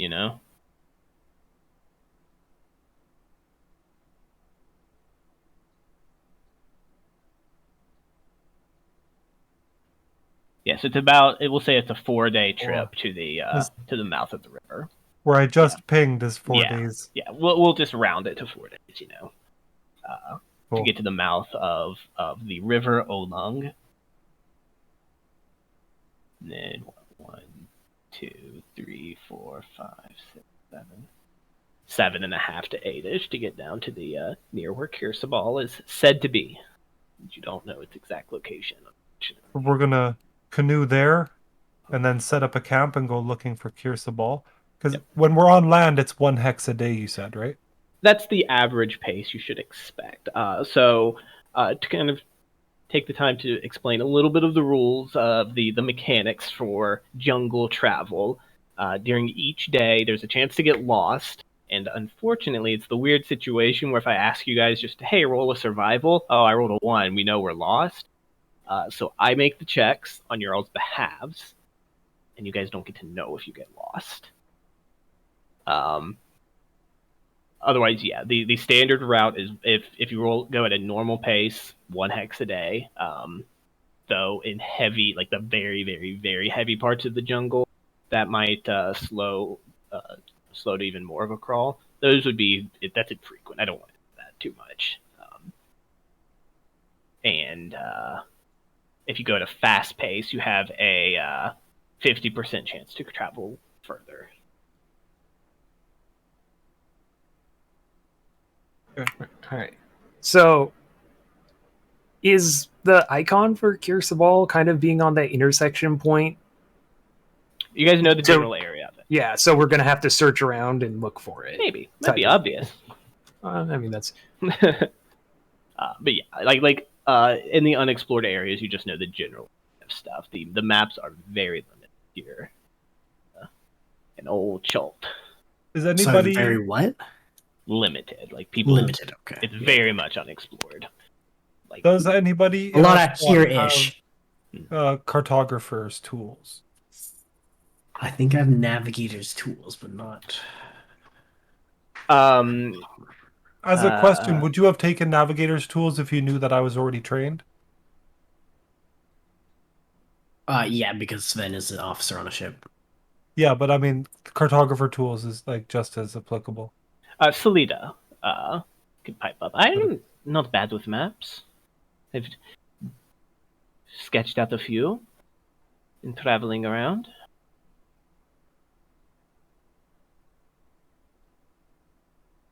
I can try to keep track of where we are, if that's an issue. Yeah, no, I'm good at navigating. Yeah, but yeah, You're drawing asking maps. I'm not so to good keep at. a map. Yeah, I can try to do that. I'm not an expert at it by any means, but I know a little bit about it. I have a bit of experience with it, a bit of training. Okay, good. No, we have to get a few things out of the way right off the bat.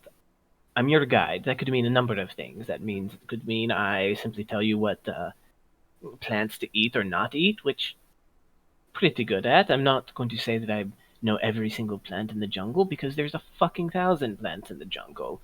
The general rule should be don't eat it, or touch it, or get too close to it. It might literally open up a mouth and devour you. So that comes with the price, but also familiarity with some of the creatures. I've undoubtedly know more about this place than you all. Again, don't know everything. I'm not going to claim to. I'm not going to lie and say that I can get you out of every single situation you might find yourself in. But the third one is, am I going to be running point on this? Are you guys going to be following my footsteps? I'm confident in it, but some people get, a little bit high and mighty about being in the lead and deciding, no, we're going to go over this hill, or whatnot. I mean,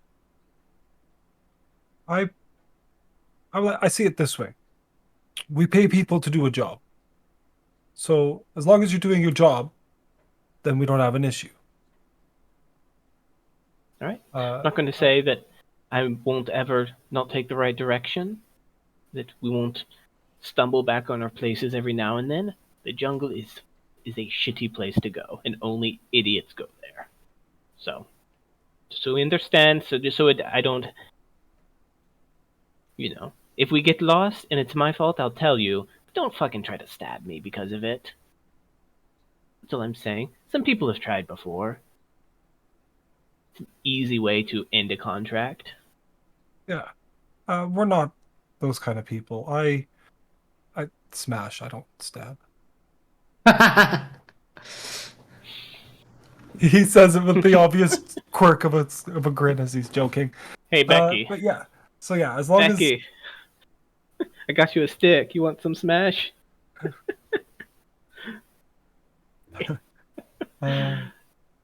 Just for the mechanics here, Salida has a +6 to her survival, which is like the largest bit of like not getting lost.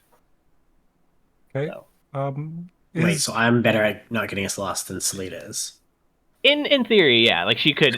That's what she's saying. Like if anybody else could, help with that too. You could maybe take point, and she could help. Yeah. 2 people get to. It's 2 people get to make checks. Okay. 2 people take point.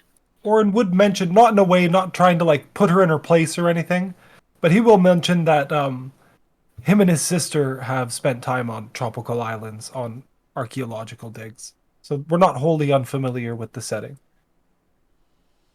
Oren, he is trained in nature, he has a +7 to his nature. Yeah, that's super useful. Yeah. All right.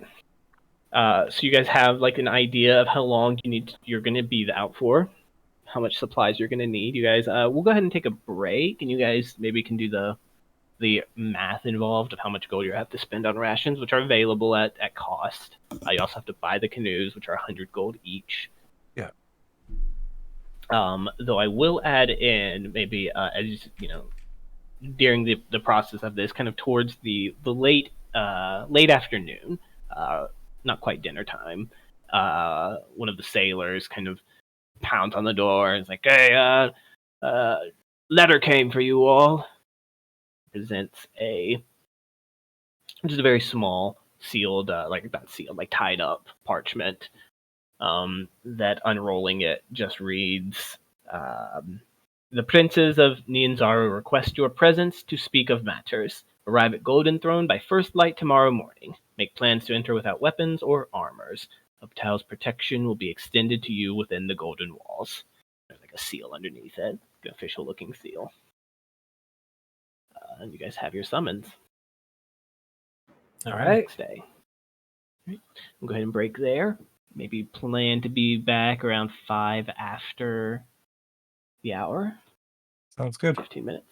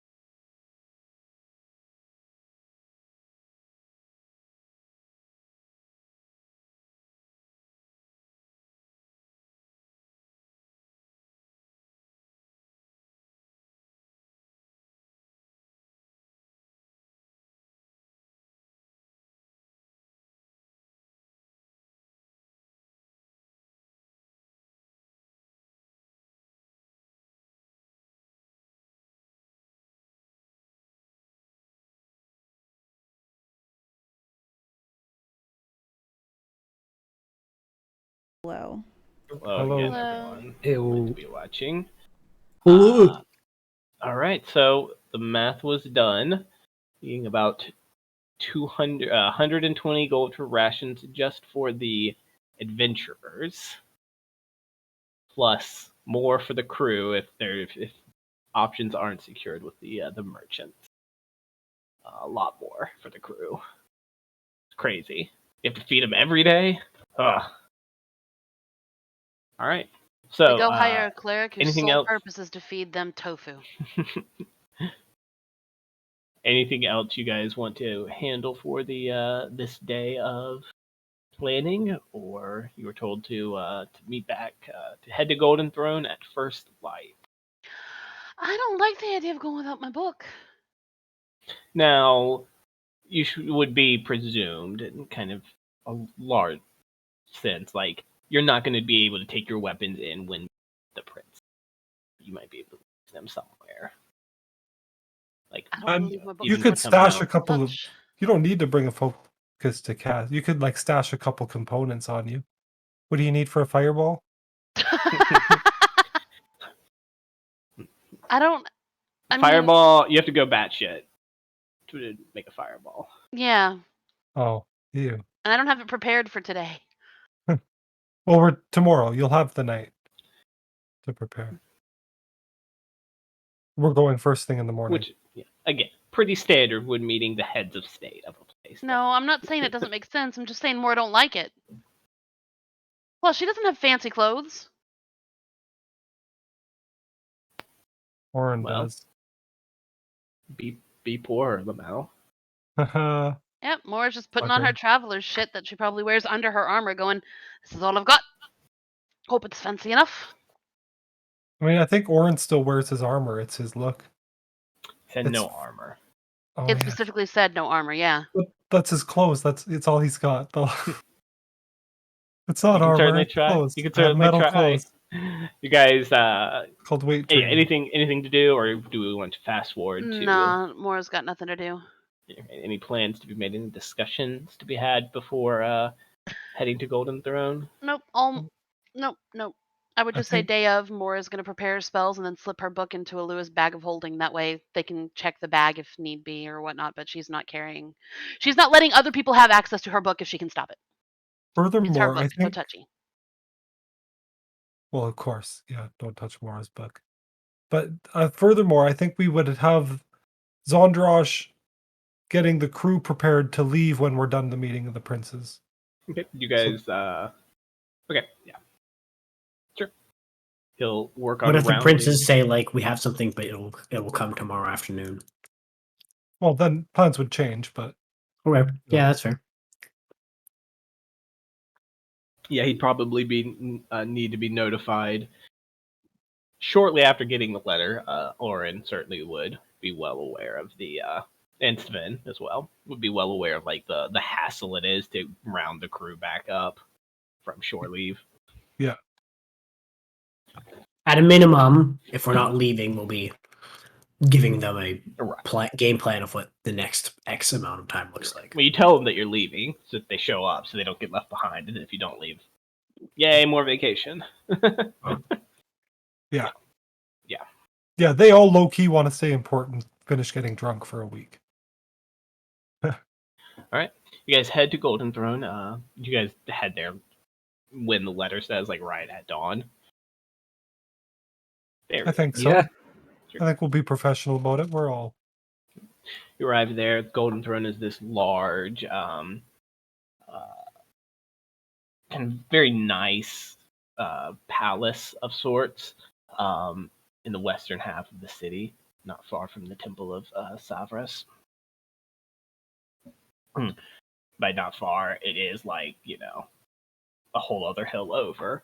But entering into the area, it's somewhat more crowded than most places, like not market crowded, but there's a few people already there, kind of dressed nicely, as if to have meetings with the princes. The main entryway is watched by a few of the familiar guards of the city, not the more badass looking ones that that the that Engolo Selu was part of, but trained people, alert people. Do you guys want to give them any trouble entering in? Do you guys they would give you a quick pat down, tell you that there's no weapons or armors.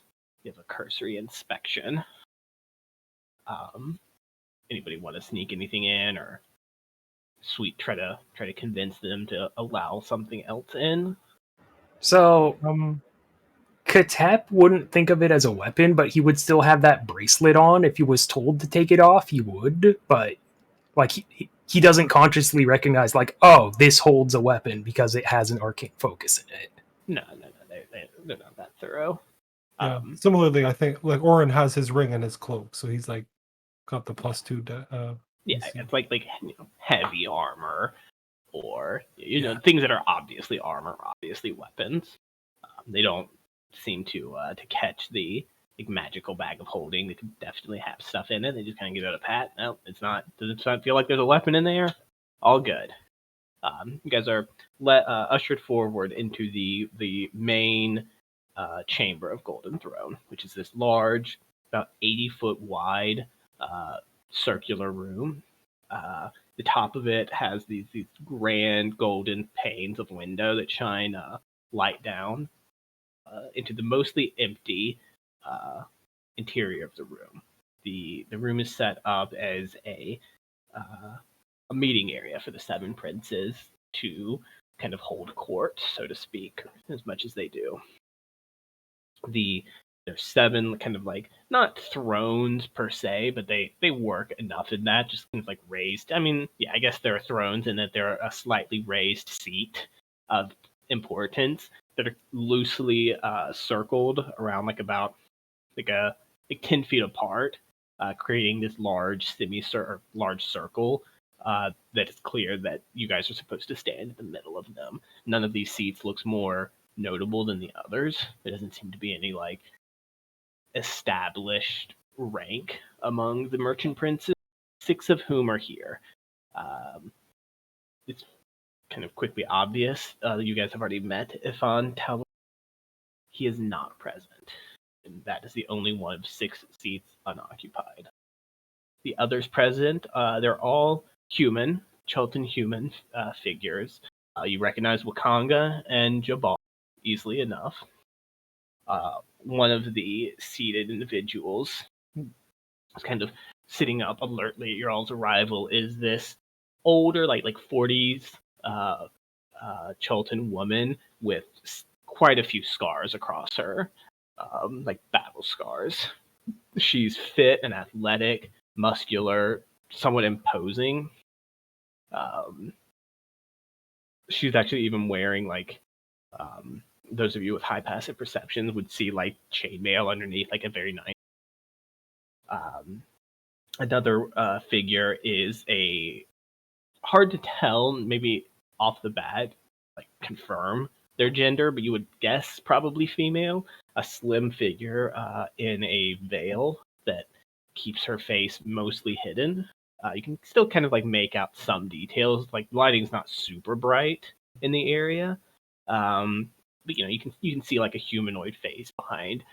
She's wearing a long robe with long sleeves, and even when the sleeves kind of open, you see like a very tight linen wrapping all across her arm, like up her arm, and long gloves. Not an inch of her skin is showing.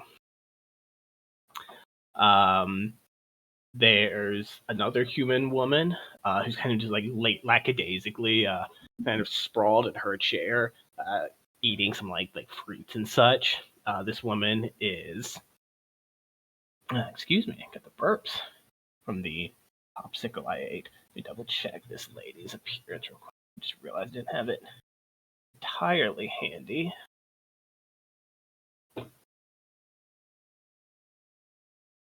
See like this very like calm looking woman, about like in her 30s, one of the younger of these merchant princes. watching your all's arrival very intently, just kind of just casually watching. Those like the more she watches, the more like you kind of get like the hairs on the back of your neck stand up. Intense stare, like very, very, very, very calculated appearance. And the last of these 6 who are present is yet another woman. This one very much older, in her later years. She is laden with golden jewelry and other like gemstones and such. She's by far the most opulently dressed of the group. As you guys arrive, kind of announced by one of the guards as the heroes of the Argent Oak. You're kind of pointed forward. You notice that there are 6 or 7 guards stationed about this large chamber, but otherwise it's empty. There's no other servants or the like. It's just you and the merchant princes. Kind of there's that moment of hesitation before the scarred woman calls out, "Well, come on, get in the middle here. We need to speak with you." Orin would step forward, probably with Katep, Yeah. and then everybody. Yep, I think we'll move forward. All right. If you want to introduce yourselves, we've all had the pleasure of introductions. The name's Orin Silvertree, Captain of the Quicksilver. Sorry, I see. I cut glass off twice. Sorry. No, it's all good. After Orin, Katep will go. Katep, awesome. Pleasure to make your acquaintance. Mora Rune Buckle. Then, Quartermaster. Alua Silvertree. All right, but my name's Akinafa, says the woman. This you're here. Pull you guys all in. Oh well, whatever. Middle one should be able to hover over and maybe see them. Actually, I don't know that I have them all set up right. Oh well, this woman. My name's Akinafa. Word's getting about this city about you heroes. Tell us, where are you from, and why are you here in Port Nianzaru? Well, we're from Waterdeep to the north. Certain you've heard of the City of Splendors. We were sent here by the Blackstaff herself, tasked with investigating the Grey Blight that's been troubling your city and your people. Share a slight look. Go on. Is that it? I think so, yeah. We've already had our first confrontation in this with the, what do they call it, the Terrafolk? That's right. Yeah, we heard about that. Selu was telling me about it. Said you all seem to hold yourselves stable. Was impressed. Thank you for that. Do you have any of you all ever been to Baldur's Gate, I wonder? Have any association with the Flaming Fist? That ring any bells for any of us? You can make a history check if you'd like. I mean, I've Thank sailed you. past it many times, but never actually stopped. Flaming Fist, you said? Yep. 24. The Flaming Fist is a mercenary company hired by some of the nobles and government of Baldur's Gate. Kind of a mercenary company that works for them. With a 24, you know that the Flaming Fist was sent to south to Chult to lay claim to a large portion of the island, just kind of like impose imperialism on it, though with somewhat mixed results, certainly. You know that they have a presence on the island still that's not It's not supported by Port Nianzaru, but Port Nianzaru doesn't have the military might or diplomatic gumption to be able to like contest Baldur's Gate, which is a much larger and much more much richer, much more influential city. So that's like a being the people of Port Nianzaru do not like the Flaming Fists. And I don't remember who it was, but someone looked at Savra, said something. Was it something about a fist, or was it something else? I believe that was something else. I think Solida and Savra had a bit of a mention over the Order of the Gauntlet. Okay, I couldn't quite remember. I just remember. Anyway, is fist associated. As is hand 70%, adjacent. As is 70% of all organizations in Forgotten Realms. Yeah. Yep. All right. Kind of look over. All right. Well,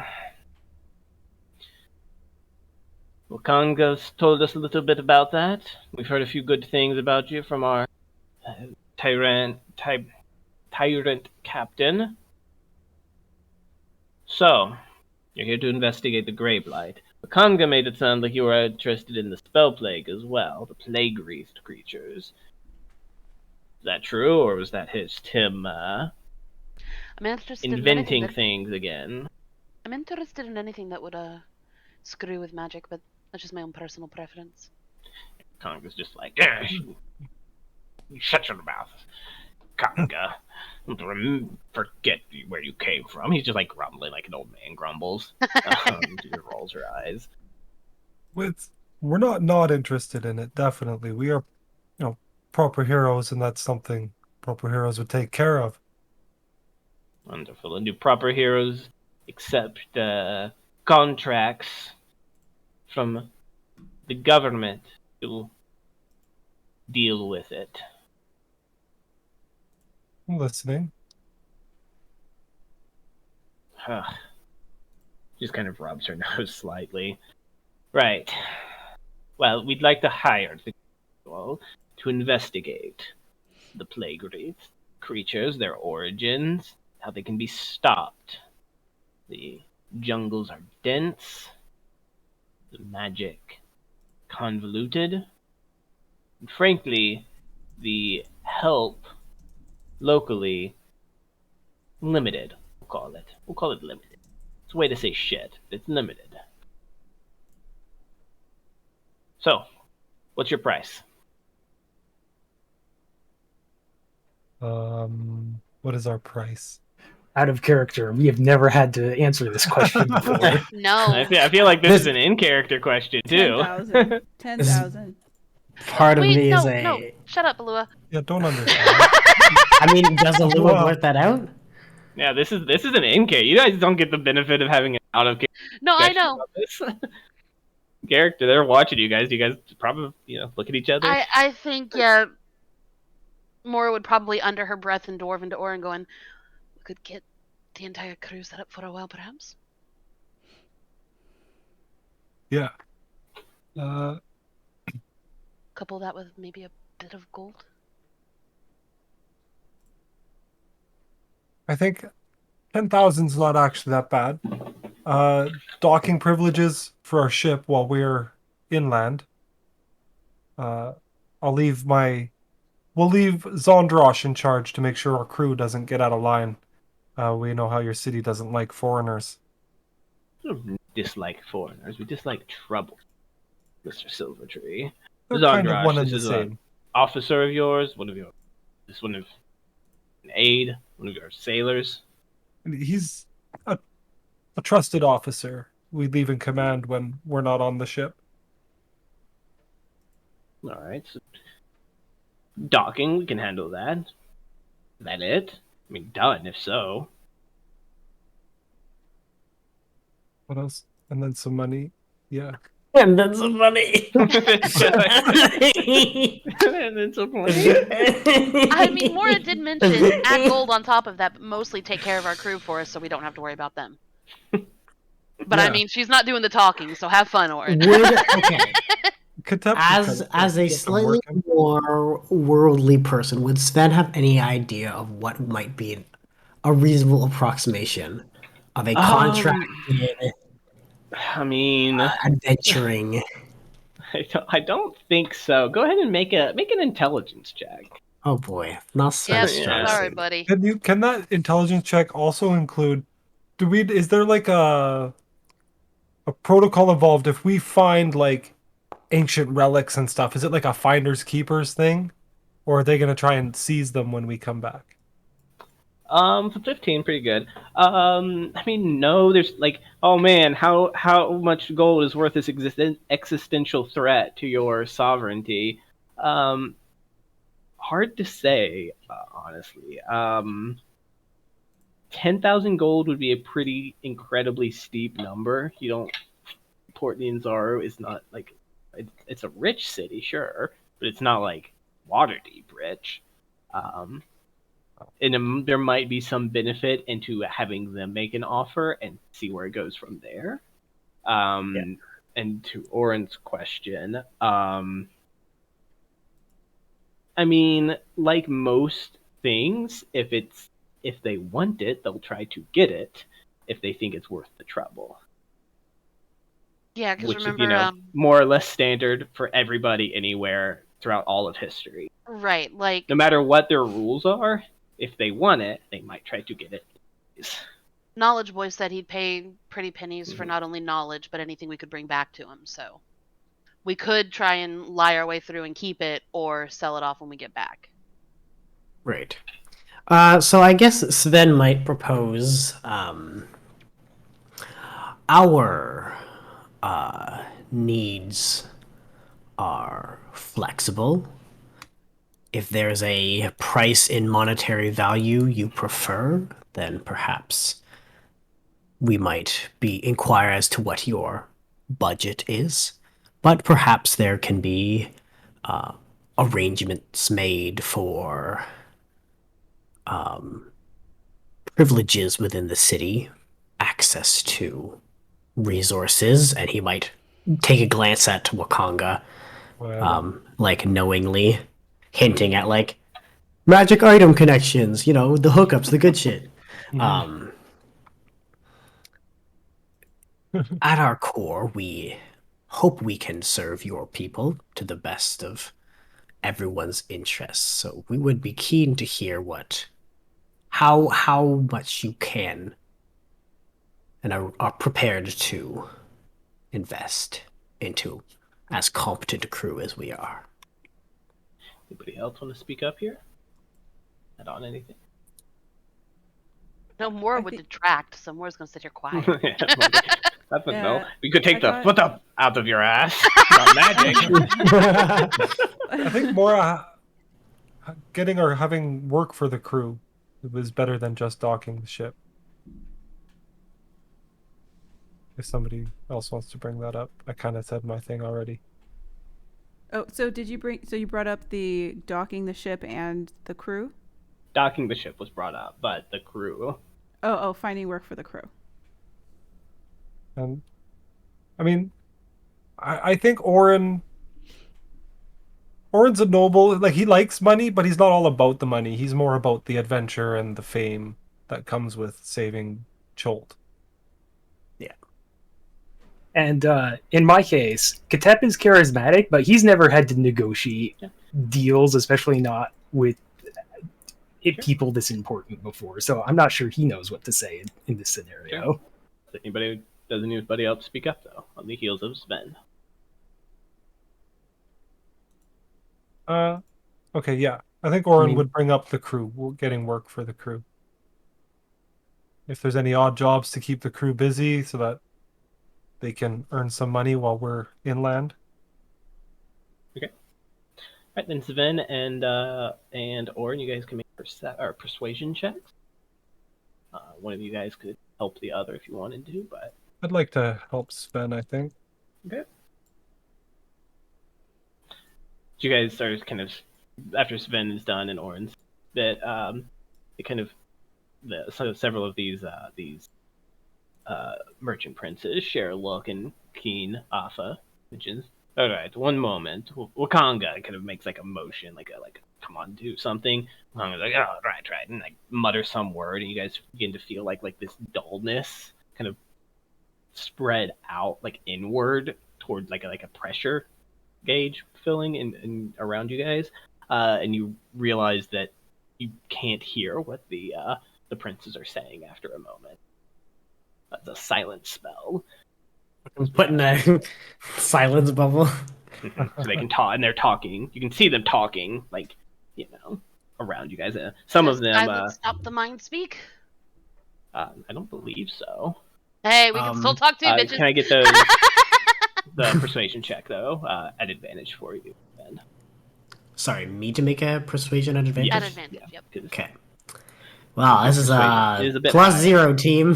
Hey, it's better than our -1, alright? Hey! Thank God for Good. advantage. You guys want to have so there's going to be a proceeding of a few minutes. If there's anything you guys want to talk telepathically to each other. Before we get to our conversations, I think Sven would be doing his best to read what kind of reception that got. Okay, make an insight check. And if I may, hi, I'm observant. What are they saying? So several of them are talking behind, like still talking, right? Like raising a hand to hide their mouths. Are you and reading them? You would have to be obvious about it, I would think, or you could try to be stealthy. Doesn't it say you can lip read? Mora is staring at people. She'd never. Okay, so what an uncommon trait for Mora to be like glaring at someone. So just go ahead and make a stealth check, Mora. Okay. Just for fun. We'll just see if they notice you. For that, with a 12, these guys are leaders of a city and are fairly well hiding the response. You can't really save their first rodeo. Positive, yeah. Okay. Just make a quick roll here. There's definitely one, actually two of them. Might care. Right. So Akeen, like you gather they're just discussing like the nature of like this. Like, okay, well, what do you think of them? What's a good point? Wakanga is not hiding his mouth. Akeen is. You notice that you guys notice again good passive perceptions in general, and you can look at them. One of them, the veiled one, doesn't really seem to be talking a lot. At one point, like some people look at her and she just gives like a nod, that sort of situation. They're just discussing. I'm not gonna. Okay, yeah, I don't need. In piecemeal because some of them are smart enough or caged enough to hide their mouths. Okay. As long as it's not like these fuckers, am I right? Let's throw them in the. Anyway. However, during this process, you do kind of catch a whisper of a voice against the back of your mind. More that just says it's this feminine voice. It's very soft and like in a bit. It says it's not very polite there. Moore's gonna look right to fully clothed, not clothed, but like covered, no too much showing. Like look right at her. She's not looking at you. She's kind of looking off to the side, to where like Wakanga something.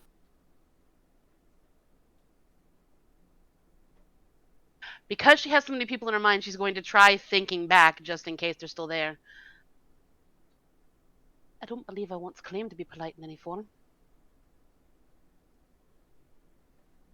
And still like looking over everyone. Okay. The eventually like the group, like the princes kind of straighten up. You can gauge that they've come to a decision. And the silence vanishes. The pressure against your all's mind just drops away. Kind of begin to hear the backdrop of the city and Akinafa. All right. We will agree to allow access to the royal docks. Just a name. There's no queen or king. These crew of yours, are any of them fighters? Any of them good at dueling? that sort of thing. Or just makes Yes. his face like, well, we already lost one. Like, doesn't actually say anything, just makes his face like, If Yeah, I so, wouldn't. they can certainly find some work in the arena. Generally non-lethal. That's my domain. Otherwise, I'm sure we can put them to use hauling crates and the like in the harbor, in the anchorage. That I think would be best. Here, kind of nods. Queose, and she indicates one of the like the person who's like eating, like munching on stuff when you guys arrived, has agreed to pay a wage, though I'm not entirely sure your crew is thrilled about it. She just kind of gives like just a smirk at that. And then Quaoth has also agreed to offer you a deal, any rations that you might need to carry into the jungles with you. Sure, that can be arranged afterwards. Along with that, we'll pay you all 100 gold a week till something of interest is found. We'll make a contract for a month, 3 weeks. If anything is, if you uncovered anything of note, anything worth money, more money, then we can negotiate a price for that and a reward for that. We're not keen on simply handing gold over to foreigners who might simply take it and run. I'm assuming this is the player asking. That's 100 gold to the group, not 100 gold for each of our crew. Yes. Like, okay, yeah. Just it was 100 gold at the end of the week. So not up front. Right. I'm fine with a lot of that. Yeah, sounds all right.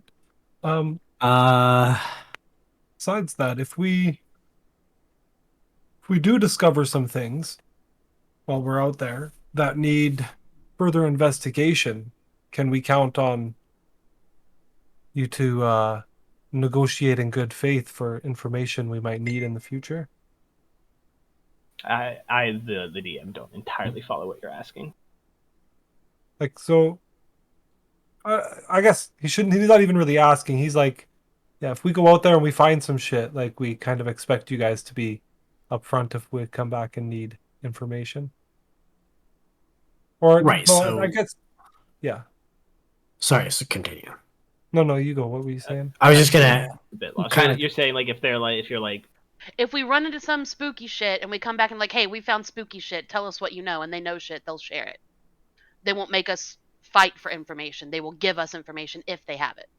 Yeah, because like we are foreigners here. They know like the history and the lore of this place. We don't. yeah, it's just kind of Keen kind of looks over to Wakanga. Wakanga handles that aspect of things. I understand you've met with him already. Just kind of leaves it at that. He looks grumpy. He looks very much like he doesn't want to be there.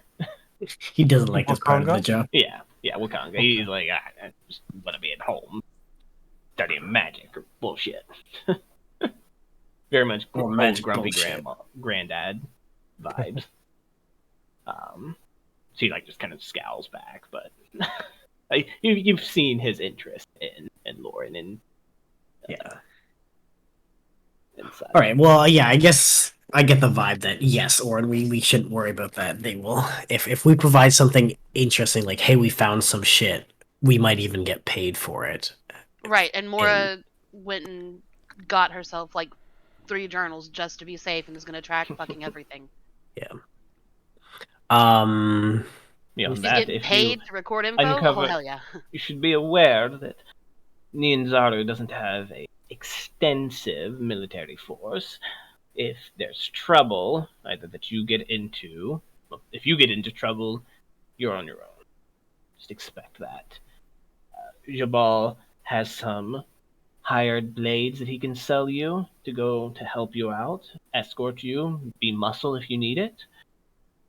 Otherwise, Selu is our most capable captain, but we've just sent him off to the fort to try to uncover what exactly has happened there. Selu's a 7-foot tall guy. Yes, I was the captain of the guard. And sorry, do we know what happened at the fort? Have we heard about that? No, that's the first we've heard of anything like that. I guess, yes, Sven might even just instinctively say, what happened at the fort? Is this something we should be concerned about? We've sent Selu, and she kind of says that in like a final way, but it's a Fort Beluarian, or whatever they call it, where the Flaming Fist have set up. We haven't heard from them in a few weeks. Sorry, Fort Beluamian? Beluarian, it's on you. Beluarian. Northeast of. Yeah, already on the map. I'm looking for it. I don't see it. Yeah. Wait, I immediately clicked after someone did that. It's very north. Very, very north. To the north of Port. Oh, I see. Yeah, okay. A few weeks ago, the Flaming Fist withdrew. We didn't want to give it any concern because fuck them. But still, we haven't had contact since then. You shouldn't have to trouble yourself with it. I'm sure they're just being foreigners. Or, yeah, Okay, sure. never mind. Yeah, Good. I think if they say we don't need to worry about it, that's less on our list of obligations. All right.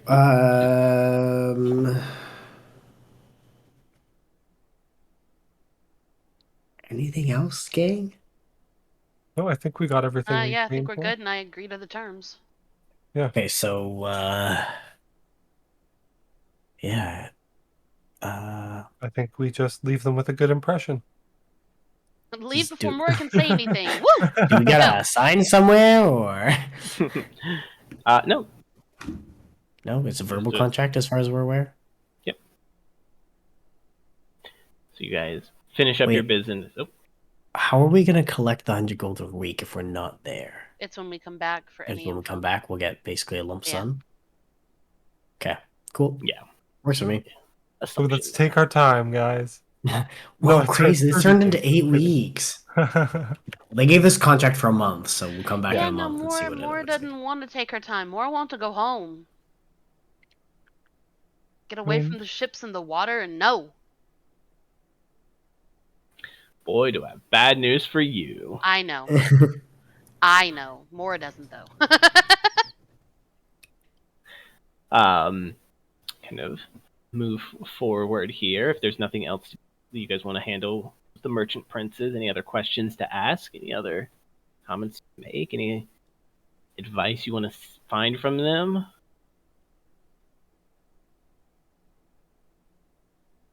No, not that I can think of. We asked all that we could ask about, like, the spell plague and the gray, Well, we're going out there because they have no info. like the no origin story, nothing like that. Just like just basic I mean, information of when the it spell came. plague, the origin is Yeah, the spell that's plague, true. which is That's a the spell whole plague, but deal. I guess the what's it called? The gray Gray blight, plague. blight. Yeah. You could ask Zalua, pipe up and ask about that. Sure. She's just hanging out in the background, just being like, these guys have it. What about the Gray Plague? Any information on that, or basics, or You kind of just share a look, largely does, and they look back to Wakanga. Just trouble at the peaks. I don't know what to say. They haven't come north of Kitchard, as far as I've been able to tell. You should worry yourself about the plague wraith more. They're the bigger threat.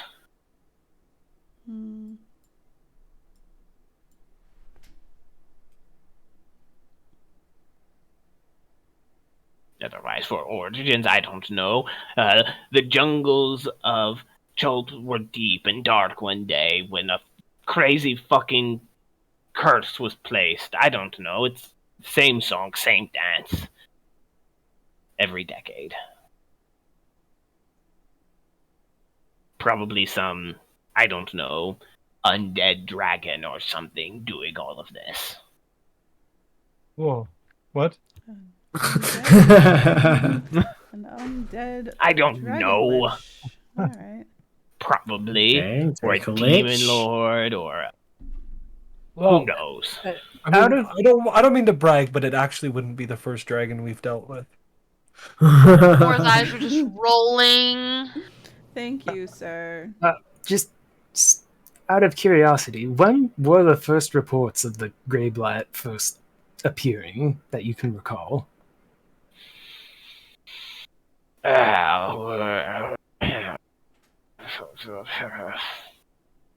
Yes. Social fever, yeah. We agree. This is scarily accurate to some conversations I've had with relatives. So good job. Yes. Listen. The veiled figure speaks up, actually.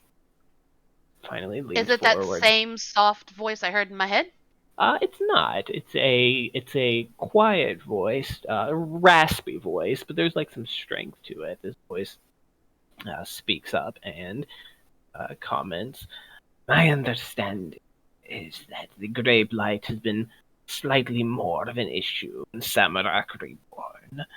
For whatever reason, it's yet to travel northwards, though we've had very, very little communication with what few allies we have further, and the Aarakocra largely leave Port Nianzaru alone, and the Order of the Gauntlet hasn't been heard from.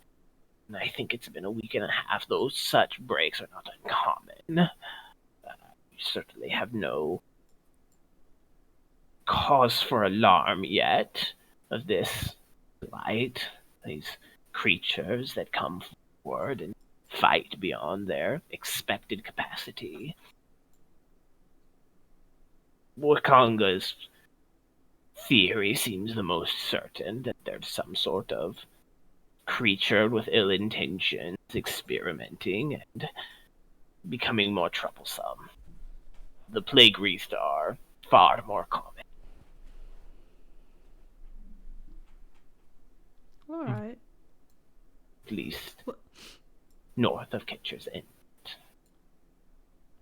What was Catcher's what? Kitcher's Inlet is just it's actually where you guys are going to be sailing to. Okay. Catcher's inlets. Okay.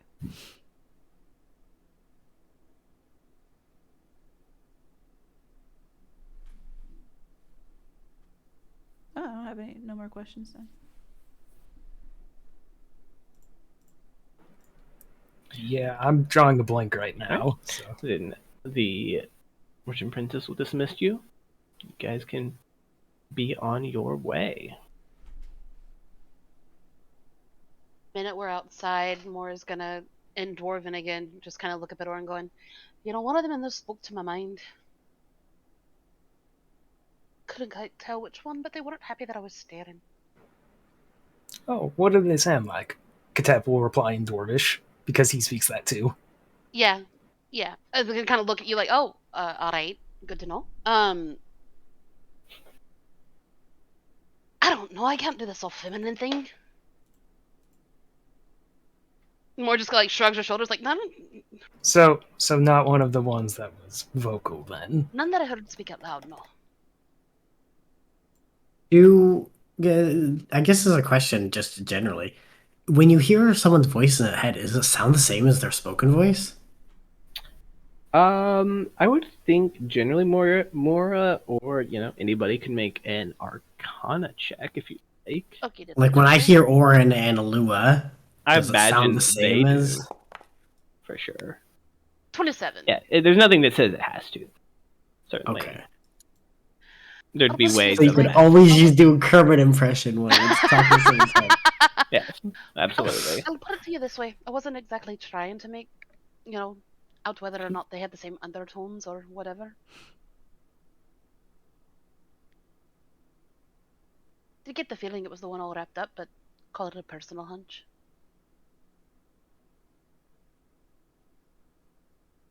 But the minute they're outside, Moira's like hand into Alua's bag, probably like pulling her down a little bit to pull out her notebook, going, "All right, sorry." Go back to spell book. Mama. Yeah, and put it back in her bag. Like, nope, that's mine. You guys get rations for half off. Hey, so we Nice. can get half of that 250 back? And if you've already spent it, it's already been sent out. And I actually forgot to mention the canoes would be provided. Hey, that's another 200 we ain't gonna Liberation. spend. Woo! On loan for the duration of the contract. Right, so, worst comes to worst, we break it, we bought it. Got It's it. been rolled pretty good. Nice.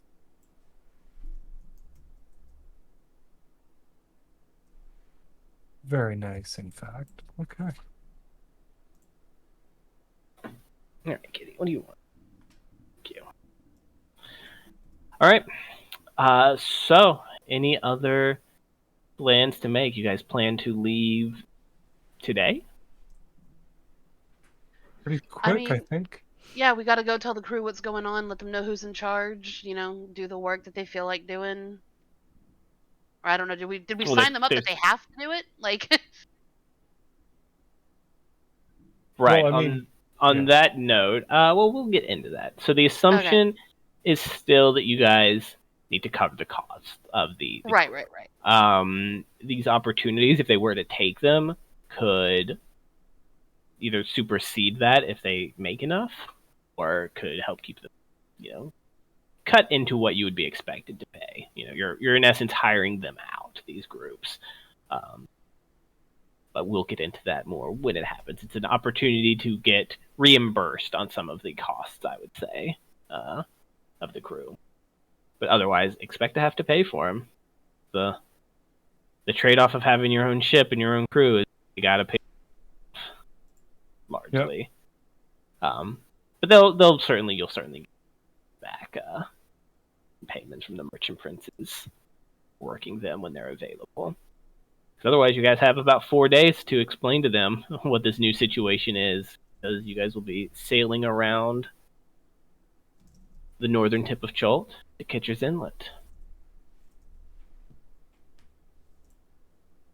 Cool. All right. Well, then feels like a pretty good endpoint. Hey. Your all's belongings certainly were delivered the previous day, or you guys were able to get them from Jabal. Actually, what I imagine that'd be, or what happened when you were there. You guys collected your personal belongings and I guess made do on the ship. Do you guys want to investigate, a bunk room for the crew or anything like that, or just tell them to sleep on the ship? I think make them sleep on the ship. Yeah. If they want to spend out of their money to get a room at the inn while the ship is docked, that's fine. But we're only providing them space on the ship. Yeah. All right. Yeah, well, we'll go ahead and end there and pick up next week. Crew back on the ocean with a destination in mind. AKA water breathing, everyone. 48 hours. Water breathing for the party. All right. Nice. Or don't go in the water without water breathing. All right. Well, we can end the Sounds session there if we'd like. And just All right. think, Ellie, I can polymorph you into a dinosaur for 2 hours. Not just one. Nice. Anyway, yeah. Yay, it was fun. Thank you. All right. Pick up the find what dangers Chult has next week on Dragon Ball Chult. All right, off camera, my cat is attacking my arm. He's being very distracting.